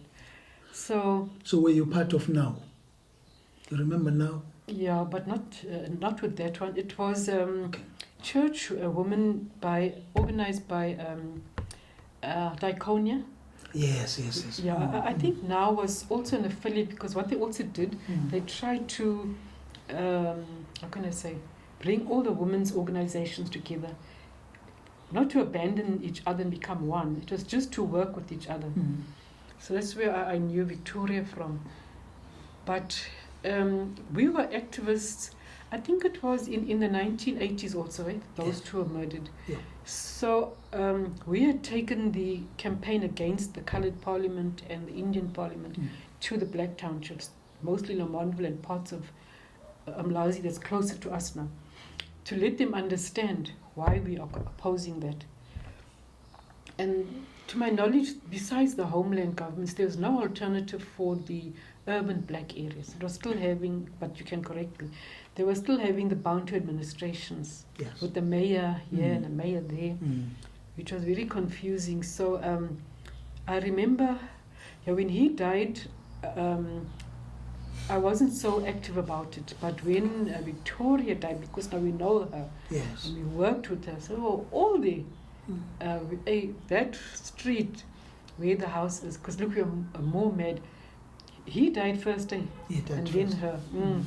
So it was too much for one family to lose, and for us to lose two comrades so close after each other. I remember there were helicopters flying over the house now because there were so many of us of all race groups protesting against her assassination. So that hurt deep, very deep. Now you see, those kind of killings by the security forces, we take that as soft target attack. So we have to lower ourselves to their level. They thought we wouldn't, we would be too high and mighty to do such violent activities. No. Someone has to do it, and who's willing? Is it me? So, but I must say it's a very degrading experience to be involved in violence, whether you're hurting people or not, or killing them or not. Whether you are a soldier of conventional army like South African Defence Force, or whether you are an informal army like us now, guerrilla forces. That's just an informal kind of thing. It's just that there are hierarchies and there are secrecies and there's professional training. So, yeah. I wouldn't advise anyone to take up arms against the state. It's too difficult. It's very dangerous, very difficult. Okay, I mean, even soldiers in a conventional army like the SANDF, they were called in SADF. Yeah. All those guys, maybe not all, but I'm sure most of them suffer from post-traumatic stress disorder, because it's not easy to kill another human being, even though it's not personal. They didn't do anything to you personally, but it's an act of war. So, yeah. And then the unbanning and the people, the release of the political prisoners. Where were you when the FW made that speech? What a wonderful time that was. You know, that release of political prisoners and Nelson Mandela, but before he came out, it was those 5 top guys. Yeah, 1989. Yeah. Oh, I tell you, we were so happy. I was out of prison, just a few months, I think, out of prison. And because I came out, I was released in January or February of 1989. Okay. And I was working for Indian Child Welfare. And all those social workers, well, I won't say all, but maybe 95% of them were social workers with revolutionary thinking, you know, all Indian social workers. So we heard that he was going to make that announcement at that sometime 11 or so in the morning, something like that. So one of the social workers went and get these big boom radios. He said, "Hey, all of you come here to this one room where we all fit in and listen. If this man's really going to say that it's hard to believe, he's going to unban, he's going to release." We stood around that radio. When he said, "This is unbanned, this one is going to be released," you know, we hardly heard the whole speech of the clerk. We ran up and down those passages of our offices. Well, we were all young social workers, like, you know, 20s, 30s, and 40s. We were so happy, we could not believe it. You know, we were euphoric. I mean, we hadn't even had the elections. Apartheid was not even dead yet in terms of, you know, undoing the chains and the legislations. But it was truly the happiest day of my life. That not even the day of elections, you know, the April 1994, not even that could top that thing. Yeah. And all the political prisoners were getting released before time, and all our comrades here. You want me to carry on talking? Okay. All our comrades here that were in the Special Operations Unit and were at Robben Island, we formed the prisoners release committee. We raised funds for their flights and everything. We were not prepared to wait for someone else to tell us, you know, organize their flights. So they come in, they'll organize. No. They'll stay there another year. They're our people. They were very young when they were arrested. They were 17 or so. And Derek was, I mean, he was already in his 50s. So we want him out now. So we did our own fundraising. We booked the tickets. We even had to use our money to bring comrades from Lemontville. This guy, he was the Minister of Justice. He married Patrice Motsepi's sister. Can't get his name now. Oh, Jeff. Jeff Khadebe, yes. He paid for his ticket, and because they were in the south now. It was him and 2 other elderly comrades, poor things, had been on Robben Island for a long time. Oh, what a wonderful day that was. To see them all coming, this Louis Botha. No, what is this airport called? Jan Smuts Airport or Louis Botha? Can't remember. This one? Yeah, it's a Pingo. Prospecting. Yeah. So, yeah, they were all coming off the plane, walking in there. Oh, I was happy to see them. I mean, these poor guys suffered so much. Look, they were too young to handle it, right? They were some of the few who were found guilty of terrorism and wara, and sent down there. Shame. I think also mentioned how the police arrested them in the classroom. This woman who was working here, they were in the same class. as the two of them were arrested. She said, Greta, we could not believe it. We cried and screamed because they didn't know that school of theirs that was bombed by these two in their very classroom, their own classmates. Shame, what a miserable life, and the torture. These two are working guys, but the one has shame. He can't survive a day without alcohol. But at least he gets up every morning and goes to work. He works for the Defense Force. And the other one, poor thing, he also didn't cope emotionally. Look, besides what you do, the violent activities that you do, whether people got hurt or didn't die, it's the imprisonment. Robben Island was tough. For those comrades of the early prisoners to that modern day 80s, they all came out in the 90s. It was very, very tough. But the younger ones were lucky. I mean, they got support from the older comrades. But still, yeah. So that was a wonderful time. The unbanning and the release of prisoners, and then preparing for the elections. Oh, that was wonderful. Yeah. We were living on cloud 9. Now the assassination of Chrysanthi. Oh, we're just coming back to Griffiths and Victoria. Yes. Because I knew Victoria very well, and she was one of my role models. When I was released from prison, and then we had to drive from the prison there in Klerksdorp to Johannesburg, to the airport. Oh yeah, that's Jan Smuts Airport. And then we flew from there to Durban. That night, I had such a terrible, I had a nightmare. And I dreamt that she came into my room where I was sleeping. And I was opening the window, or the window was open, and I can't remember the dream so well, but I was going to fall out of that window and die. And she came into the room, and she stopped me. No, till this very day, I can't forget that dream. Why did I dream of her, and why did she come in and protect me? And I'm a person who interprets my own dreams. And I also interpret my friends' dreams if they come and tell me. But if you're dreaming of a person you know and who has passed away, then I interpret it in a particular way, or my ancestors. In as much as I struggled as a child to accept Christianity together with African religion, because my mother's family believed in ancestors and sorcerers and, what do you call them again? When you got a problem, they'll counsel you and they'll give you those herbs. Yeah. Not the Sangoma. What's the other one? Inyanga. No, there's another one. Okay, maybe it's Sangoma.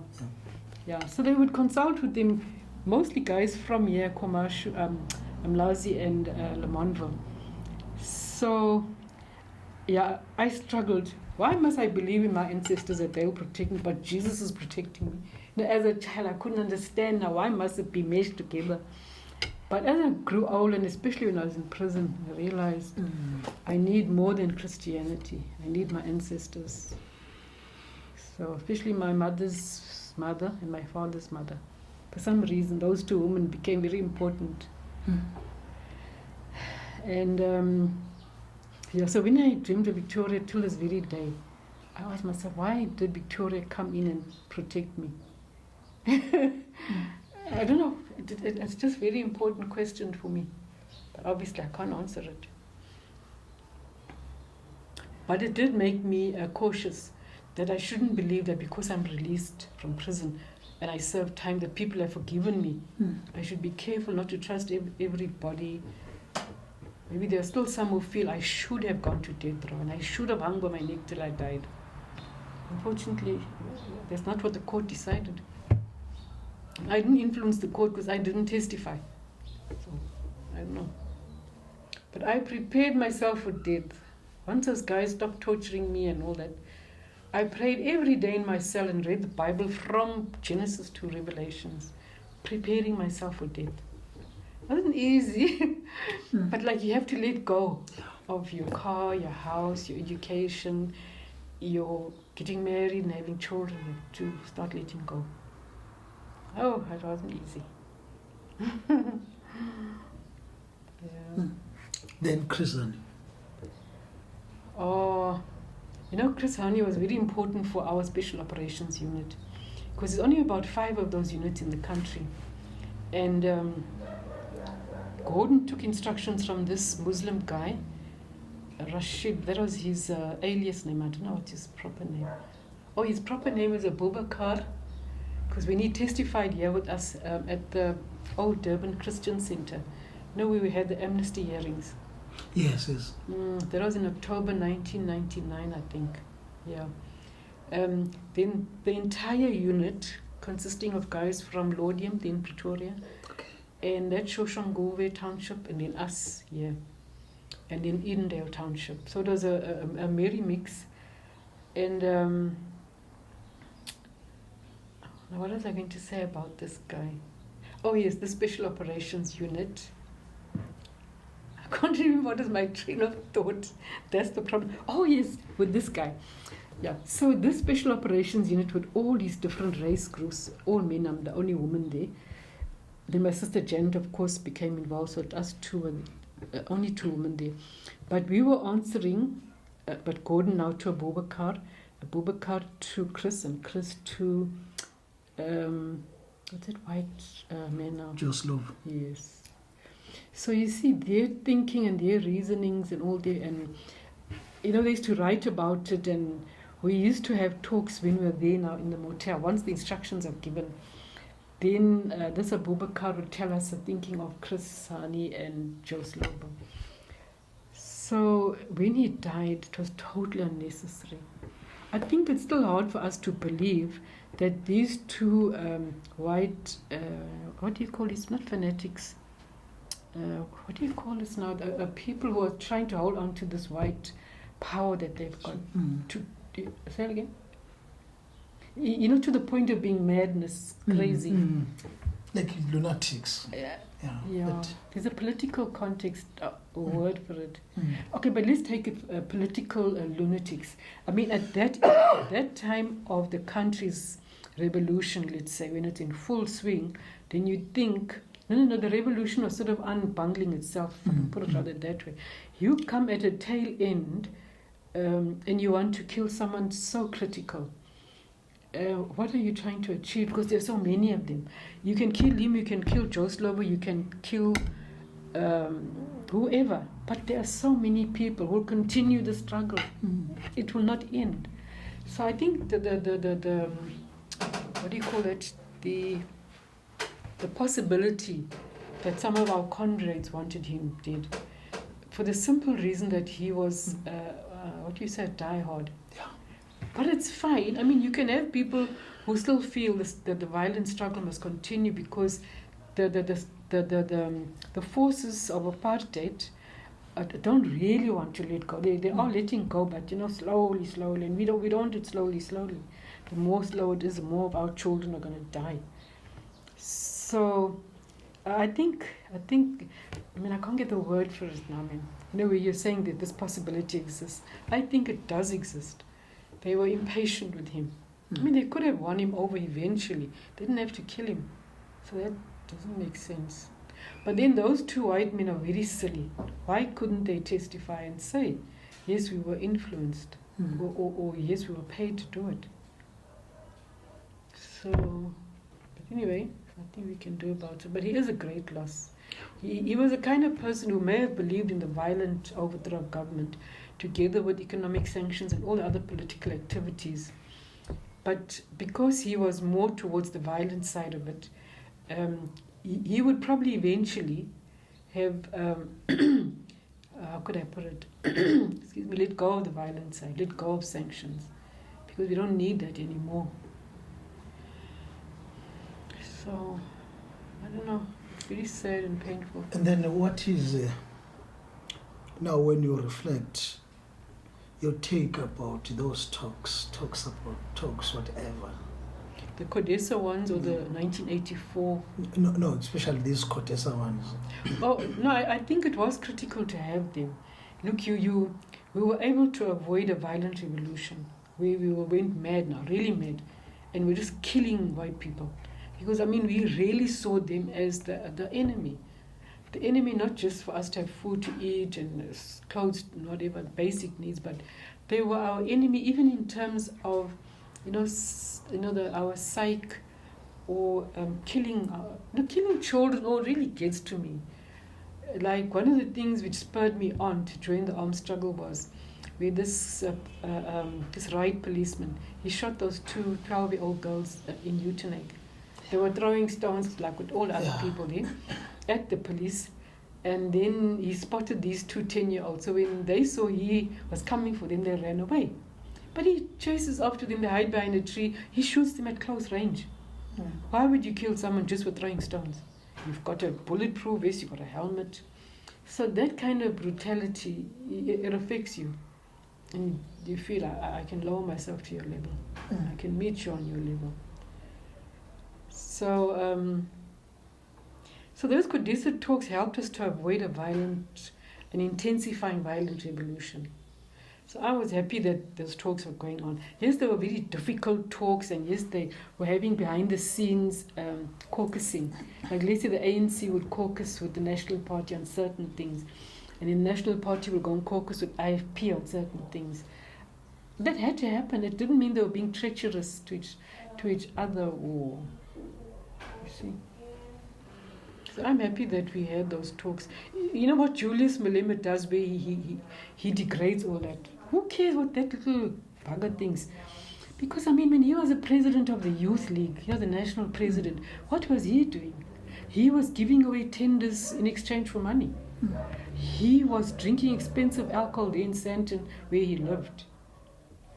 And having parties upon parties. And then, this was at a time when so many youth were unemployed and the HIV/AIDS virus was killing so many black youth. So, this man, who did nothing really for this country to bring us to a peaceful, negotiated settlement, condemns CODESA. It's ridiculous. I wonder how old was he when CODESA talks were happening? Because we followed it on TV. We paid attention to it. Now, one of the critical moments that happened was the suspension of the armed struggle. Moreover, disbandment of the MK. What's your take? I remember when that decision was taken, it was a normal decision. The way I saw it, all rebel armies, well, not all, but most of them, knew that once how can I put it? Once the military, the armed struggle had achieved its objectives together with other strategies, now, and you're sitting and you're negotiating with the government that you have brought to its knees. So you don't need your armed struggle, because the armed struggle was not there to protect certain comrades or something like that. It was to bring down these people, and we brought them down. So, but for some reason, I think, and I could never understand it to this very day, why they thought the armed struggle should continue, or controversies we should continue.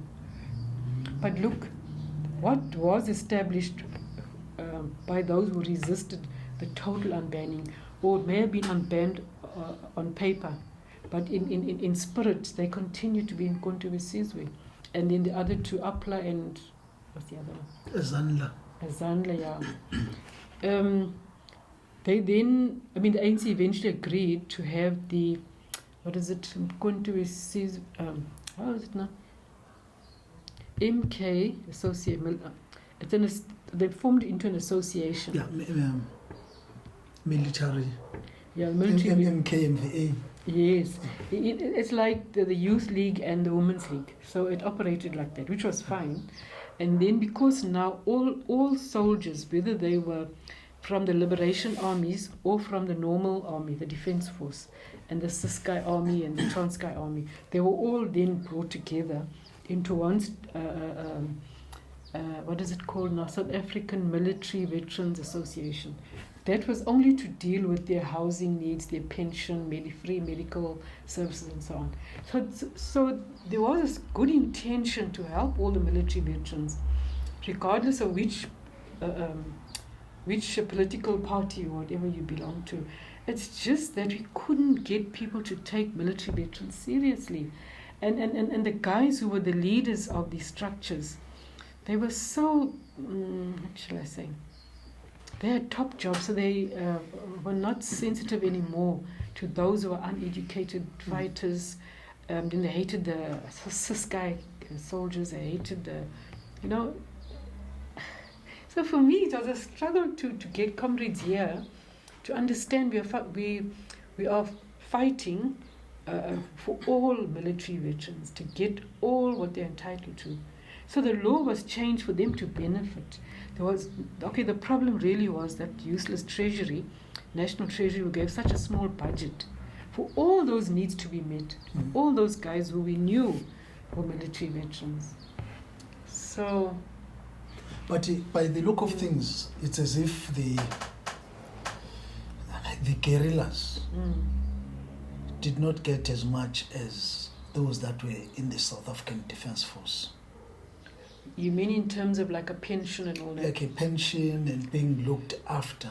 Because up to this day, there are MK cadres that we know that they don't have anything. Yeah. But you see, one of the problems with trying to help those on these liberation armies now to get those things, many of them refuse to be absorbed into the South African National Defence Force, where they could get jobs in there when they were still young now, in their 30s, 40s and 50s. They were not yet pension age. They refused. You know, they had these purity kind of comments that we will never serve in that army with the enemy. So we're saying, but that's not the point. They were the enemy, not the enemy anymore.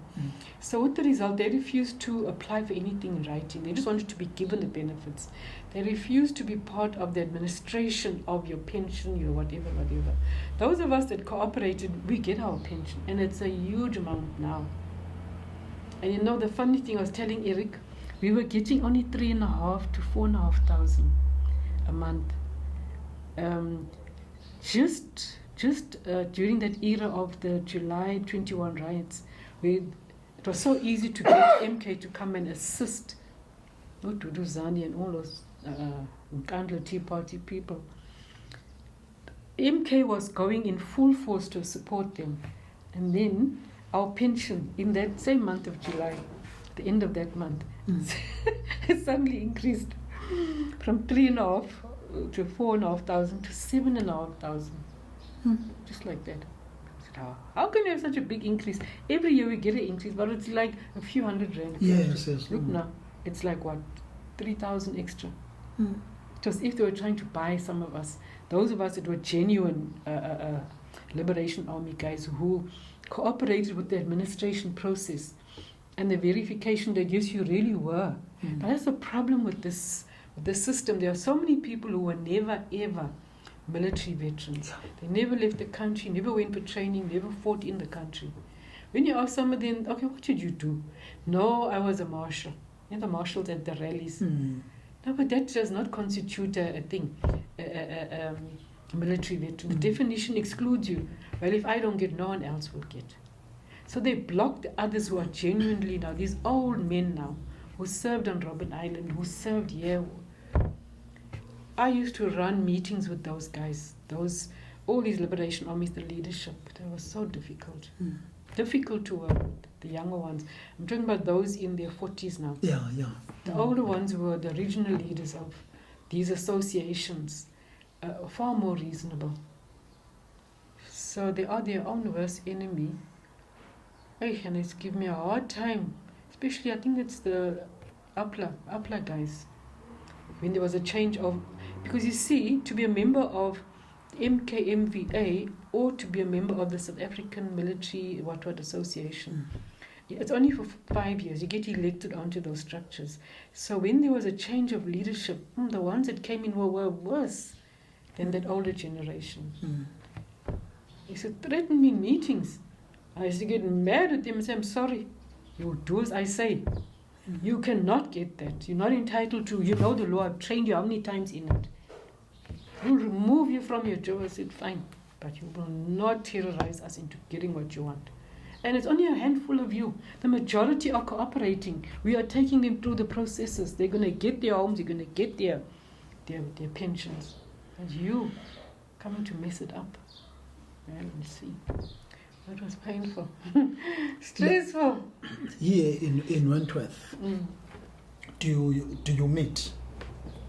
No, not really. The reason being the majority don't live here of that original MK unit. Okay. It's only myself and what's his comrade's name now?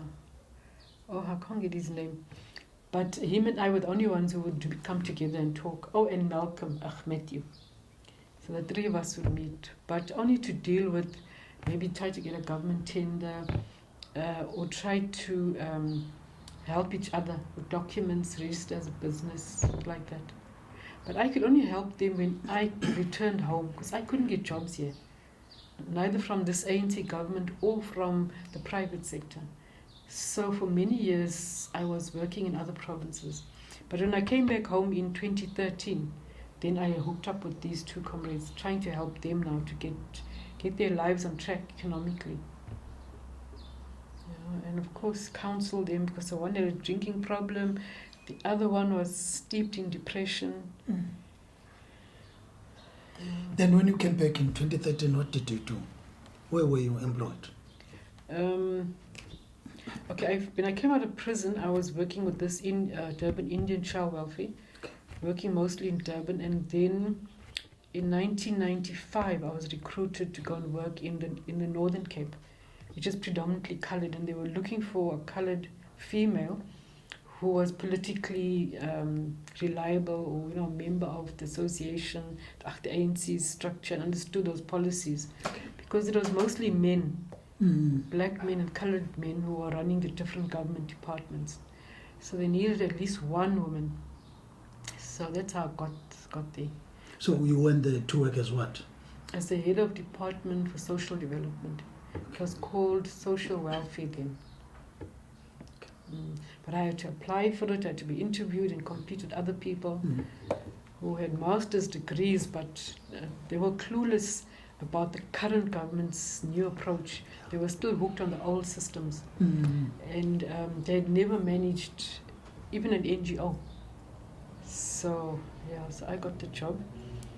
And then I moved to different provinces till eventually I was lucky to get this job. So from the Northern Cape, where did you go?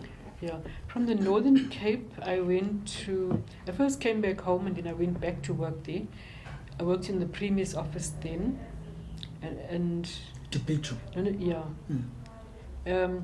I worked in the Northern Cape social welfare, and then the Premier's office, and then I came back home and went back to work in local government. So I spent a lot of my time in the Northern Cape. And then I went to the Eastern Cape, and then from the Eastern Cape, I went to the Western Cape.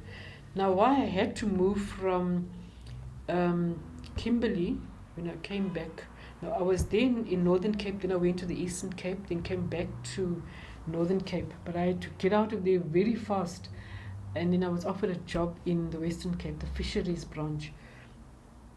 It was a national branch of National Department of Agriculture, Forestry, Fisheries, whatever. The reason being, I was determined that no one will corrupt me with tenders.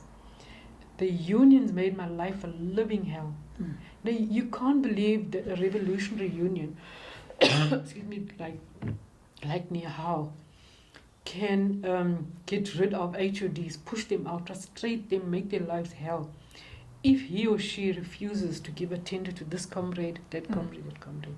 The role that those revolutionary unions played. So when they would remind me, look, we are the revolutionary union, they say, no, you were. What you are now is nothing but sellouts. You're sellouts to those comrades who are dangerously corrupt.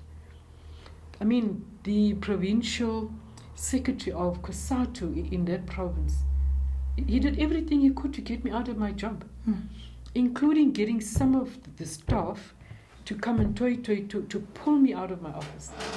But fortunately, the other workers said, not in a million years. This is a brave HOD who stood up to so much corrupt comrades, including you corrupt union leaders of ours, you shop stewards. You won't. So the one group of workers toyed against the other group of workers. Get back into your offices, you leave her alone. But then a lot of comrades came to warn me, Greta, you're going to die. You're going to be killed by your very own comrades because you're stubborn. So I'm not stubborn, I'm just doing the right thing. We know that, that's why we're coming to warn you.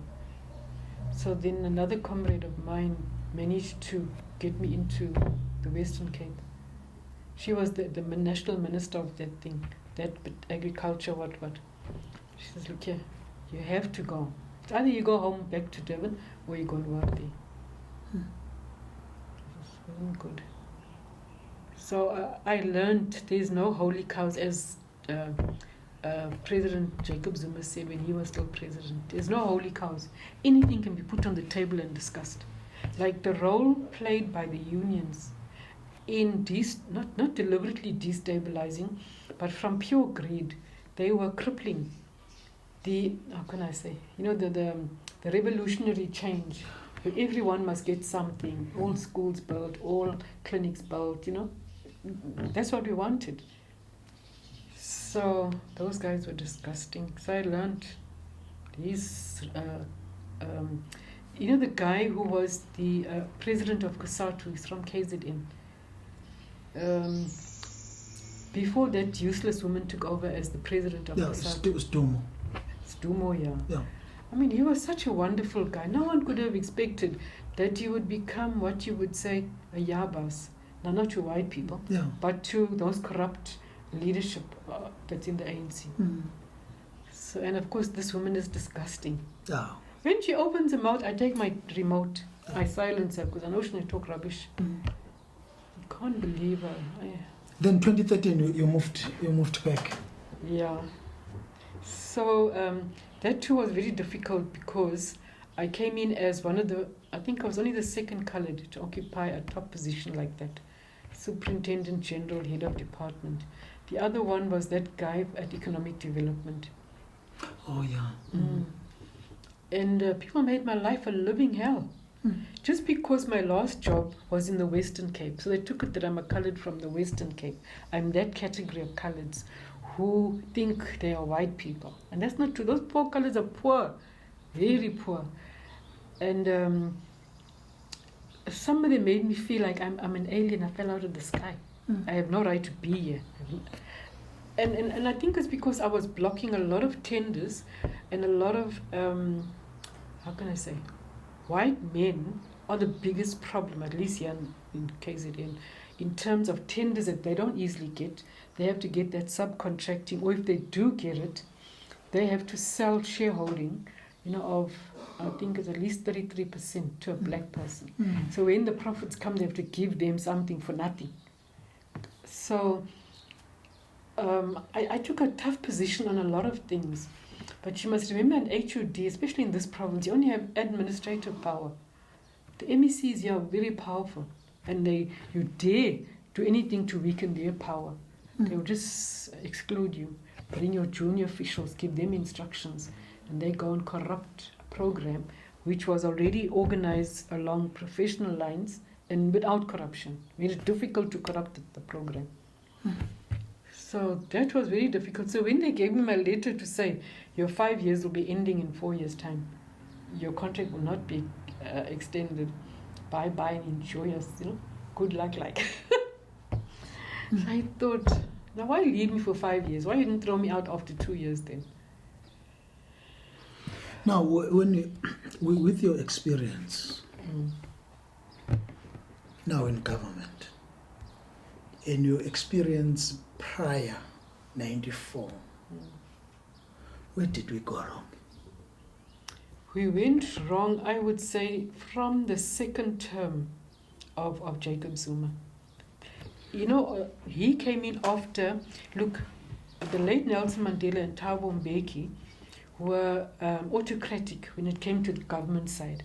When it came to their ANC side, they were very collective decision-making and democratic, and no one bullied no one. Except when Thabo Mbeki wanted that sort of, almost like a third term, because his first term was half, remember? Yeah. So, and then I think they were starting to show, we are falling now.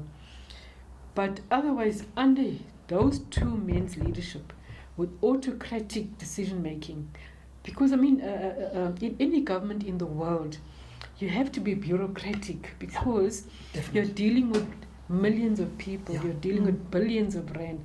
The whole thing in every government department is so substantial that you can't be casual.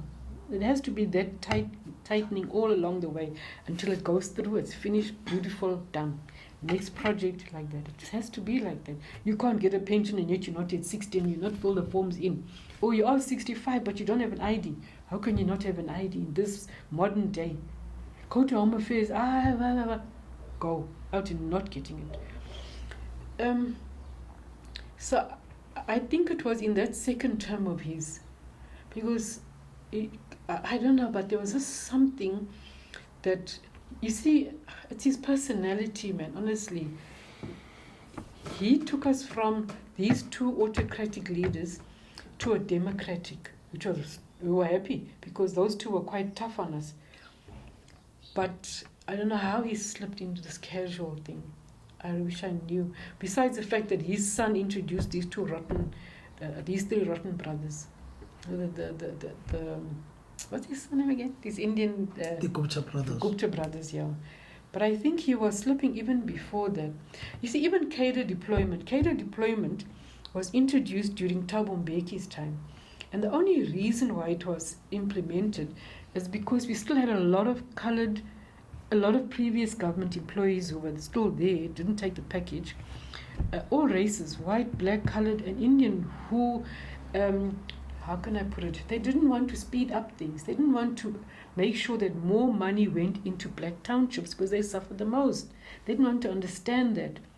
And they would block progress. They'd block service delivery. So as they were getting old and leaving, then we were filling the posts with people who had qualifications and they had the right spirit. You know, they understood why you must implement this policy, not try forcefully to sneak in the old apartheid policy. So their cadre deployment was helping us, because then we didn't have to give you the job just because you've got a master's degree, but you've got very little experience in working in government or working in the private sector, but doing service delivery, like let's say paying out health insurance, something like that. We could get people who had qualifications and experience and the right spirit. So, and we would headhunt them. But still advertise the post, you must still come and compete. Because there were enough people who had academic qualifications, some work experience, and that mentality. So, but it became abused after he left, because then all these disgusting members of parliament who would say, my daughter said she saw that post, must give it to her. We're like, okay, give me her papers. Did she apply? Yes, she applied. Then she's an HR manager, but she wants the town and regional planning post. Why does she want that one? Why didn't she go and ask for an HR post? So that bringing in people who are not qualified, but just because they were the child of a certain person, or because it was an ANC cadre that was now a problem. They wanted to get rid of him from a certain job there, but they get rid of him by promoting him into a higher position, which he can't cope with. So there we started to fall. That cadre deployment became so abused. When we first introduced it under Thabo Mbeki and getting the right people, we were flying with service delivery. We hardly had protests then. So when it got corrupted by these arrogant, a lot of them are members of parliament, even ward councillors. Give my child that job. So we said, all right, show me your papers. I said, this child can only do paperwork, like filing, for example. But you want her to be a supervisor.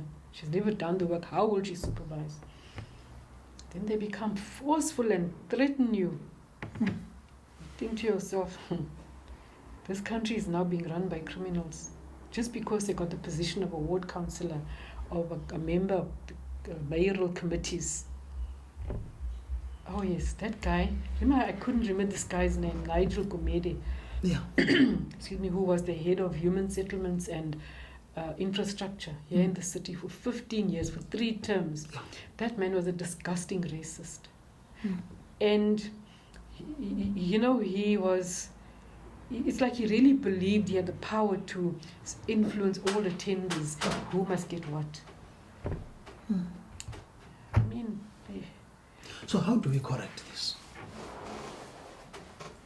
I think we must start by the votes no longer being bought, because the moment people come into powerful positions because they paid for votes to get them in, and certain companies also paid, because these private sector are disgusting also. Why people head of certain companies, they pay those millions to buy votes. So that this comrade becomes deputy president, that one becomes minister of economic development, like that. If we can start there with votes not being bought, because those who are buying those votes, they call the shots rather than that MEC, that minister. You can just see it when you come to them and say, look, this you can't approve this MEC. We'll bring it to you in writing because there's a request and this person's referred and this person is demanding. We're not recommending, so you're protected. But because only you can sign off on this type of thing, sign there saying not recommended. It's in your personal interest and the province's interest. They will panic. I know that comrade, he'll kill me, he will do this and that. But why? He's not a criminal. I mean, we don't know him to be a criminal. You don't understand all the things, the underground things that happen. You should find him. He should be on your head. So you have a lot of comrades who are holding senior positions are dead scared to do their job. Like in your position as an issue team, if we are being forced by the one above you to sign something that you say that it's not correct, what do you do? In most cases, I say it's not going to happen. And then what he does, he waits until I go on leave and he appoints someone else as an acting HOD and that person signs. There's only one thing where I realize, I won't win. We wanted Public Works, Department of Public Works, to do certain projects in this township, and Shellcross, Shellcross, the Indian township there, and Marion Ridge, that coloured township. But certain companies, Indian-owned companies, must get it. Never mind they got 50, 49, 50 BE things. I say, no, I'm not against Indian comrades getting the tenders because of BE. What I'm against is the same ones benefiting. There's so many Indian companies that's benefiting, number one. And number two, they have failed hopelessly in what they had to do. And they're charging 3 times more than what the fixed price is for an RDP house. The prices are fixed by the National Department. Then I had fights with this HOD of Public Works. Some HODs are genuinely corrupt. They cooperate with the corrupt forces. So we fought it out like crazy, screaming at each other. And then I said to the MEC, look, I'm not prepared to work with this man, and I don't have to, because he's the Public Works. If they don't do housing, I'm the head of housing. So, but I soon learned that this corrupt HOD and these corrupt people out there are putting pressure on the MEC. Get rid of this HOD of yours, this coloured one here. And he couldn't, because he needed me there. Not to protect him from corrupt comrades, but from the Indian community, who are quite a big number here, who put him in there. So, yeah. So if we can clean up the political side, then the administration of government will improve. But how? Who's willing to do that? Because ANC structures are not there. How you mean? You mean the branches are weak? Yeah. Well, actually, it's a good thing that the branches are weak, because what goes on at those branches is unbelievable. What goes on here, we don't even get invited to go there. All branches are like that, yeah. But I think, you see, that 2017 December conference, when Cyril became the president, I knew immediately we were in trouble, because his votes versus Nkosazana was so close. And I mean, the amount of KwaZulu-Natal numbers who went there, who qualified for it. So in other words, we were more serious about the ANC ruling the country continuously, and according to programs and whatever, but as long as the poor were the main beneficiaries. Now, Nkosazana, as I also knew, having worked with her during the apartheid era, and when she was the Minister of Health, never mind they criticized her so badly, but I mean, when she was there as the Minister of Health together with Thabo Mbeki and Nelson Mandela, I mean, things really moved.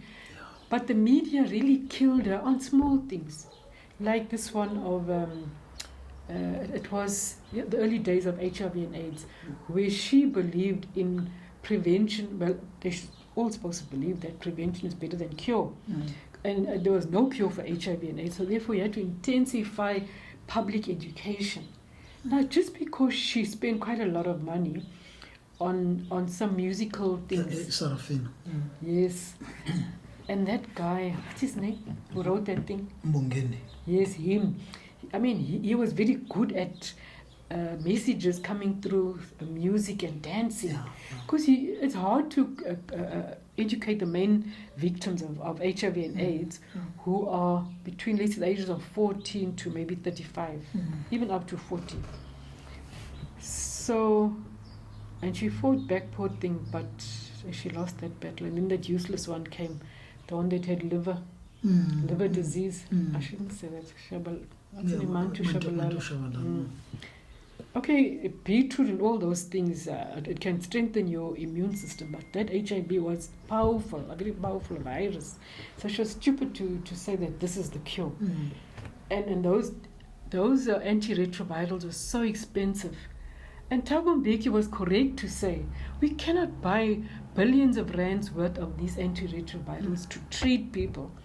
It can't prevent them, but to treat them so they don't die. While at the same time, we've got to build houses, we've got to give people their pensions. Where was this huge budget? So again, these civil society became really crazy. Them too, they make it difficult for us to do our job. If I give you an RDP house here, then you go live in an informal settlement, or you create one so you can get another house and then rent this one. So and then civil society comes and says, it's wrong. You must give her the other house because now there's people living there.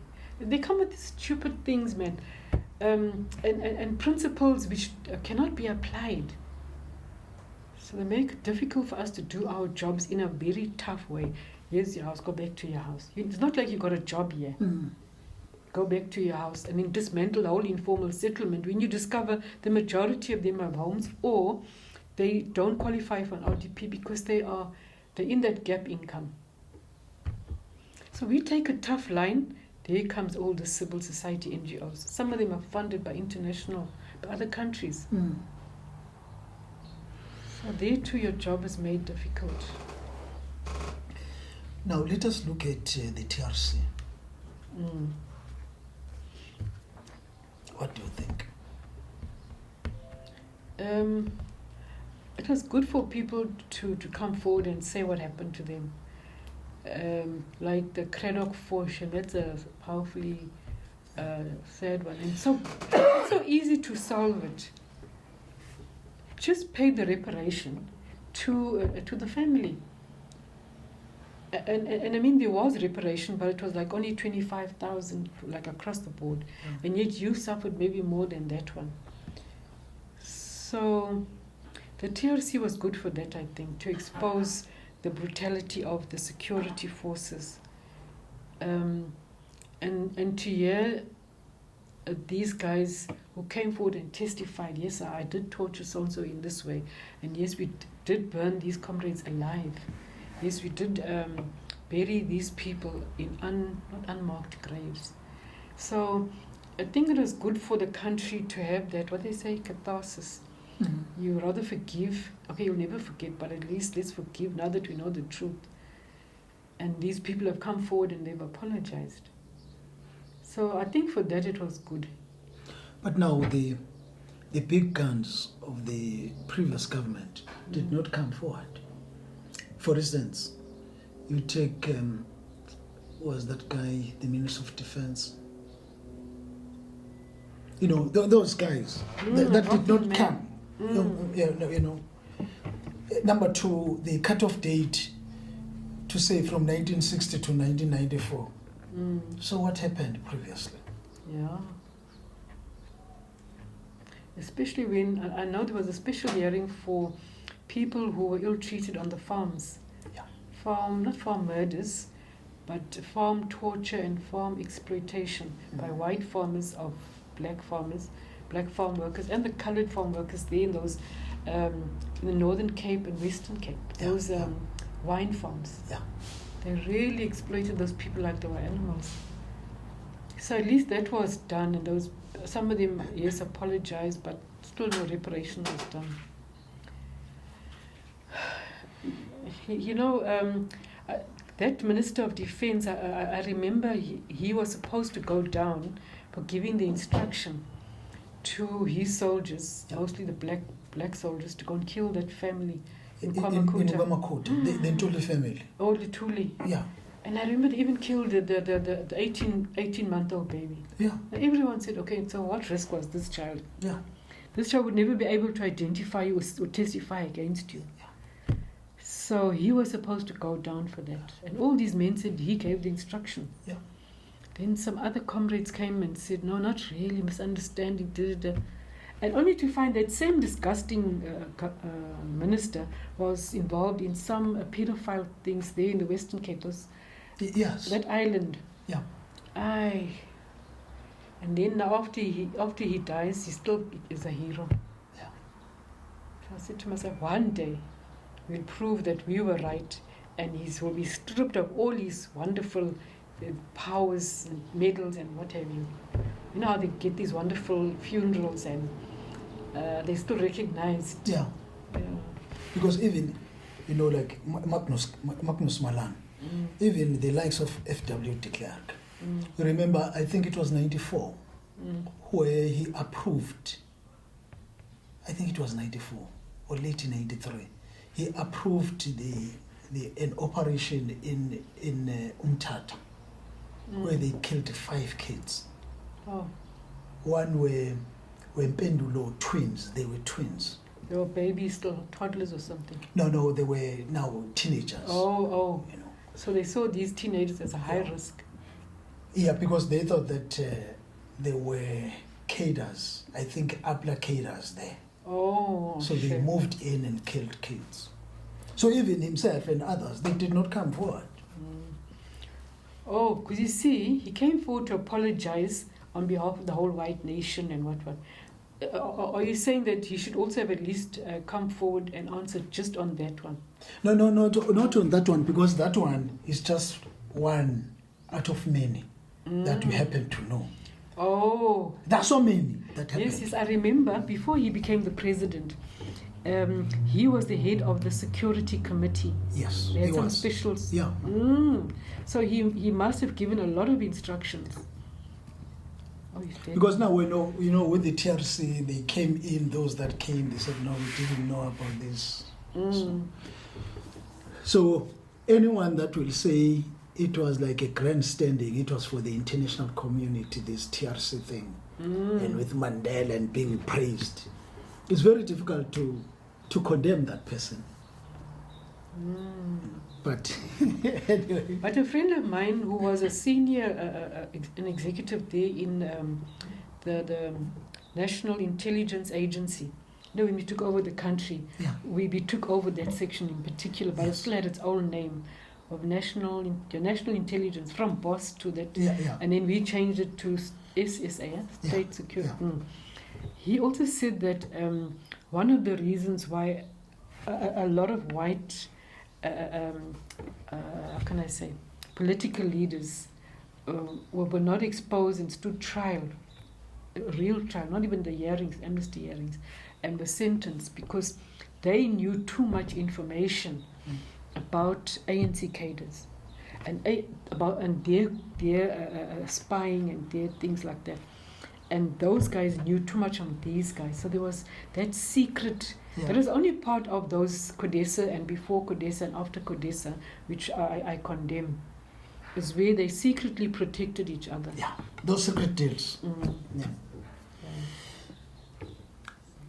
Any question? Maybe, what do you think? Maybe today, let us stop here.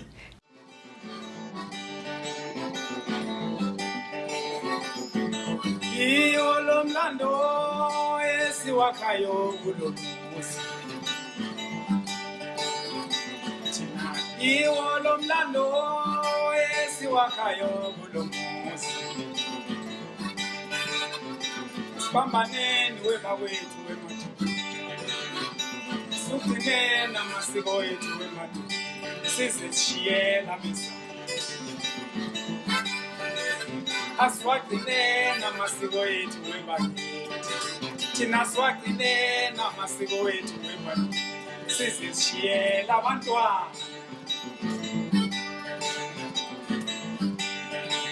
Awu sithi sithi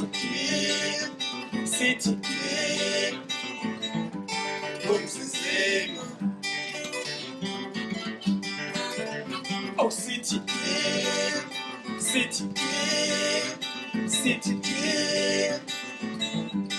umsizima. Khuluma nazo mloba zokokolo shothe ngalala phezulu ngabe sakwazi ukuvuza ngenani sephezulu lokwaje check ndebe mkoti. Kwazile mthuzila ngwekho funa ukubuza mbuze jonge tana. Joma mbala sengoyifukule. Sankamala sephezulu le ushwini. Azonke abamsuwa. Jenu ufike focus on. Oh my God. Ngoba kwembono lekeda yini bathane namadoda omsembulayizi. Ubaba omzalayo loyo. Usho mina ukukhumbula umaqhuzu madoda bafambile namaqhalu mhlobesejana mabuyana khona phezulu komkhulu. Ngiphethe ngale shoba lenkomo mhlebe ndololana yawo umsuluze madoda phansi kwakho lomode. Itabe ngiyakhele madoda khona emangwaneni ngale ngakithi madoda lemoto. Ngitho ngisho njalo ngithi pasopa wethe. Baze khona itshali ngizibheka phezulu sengifikile nodonkana.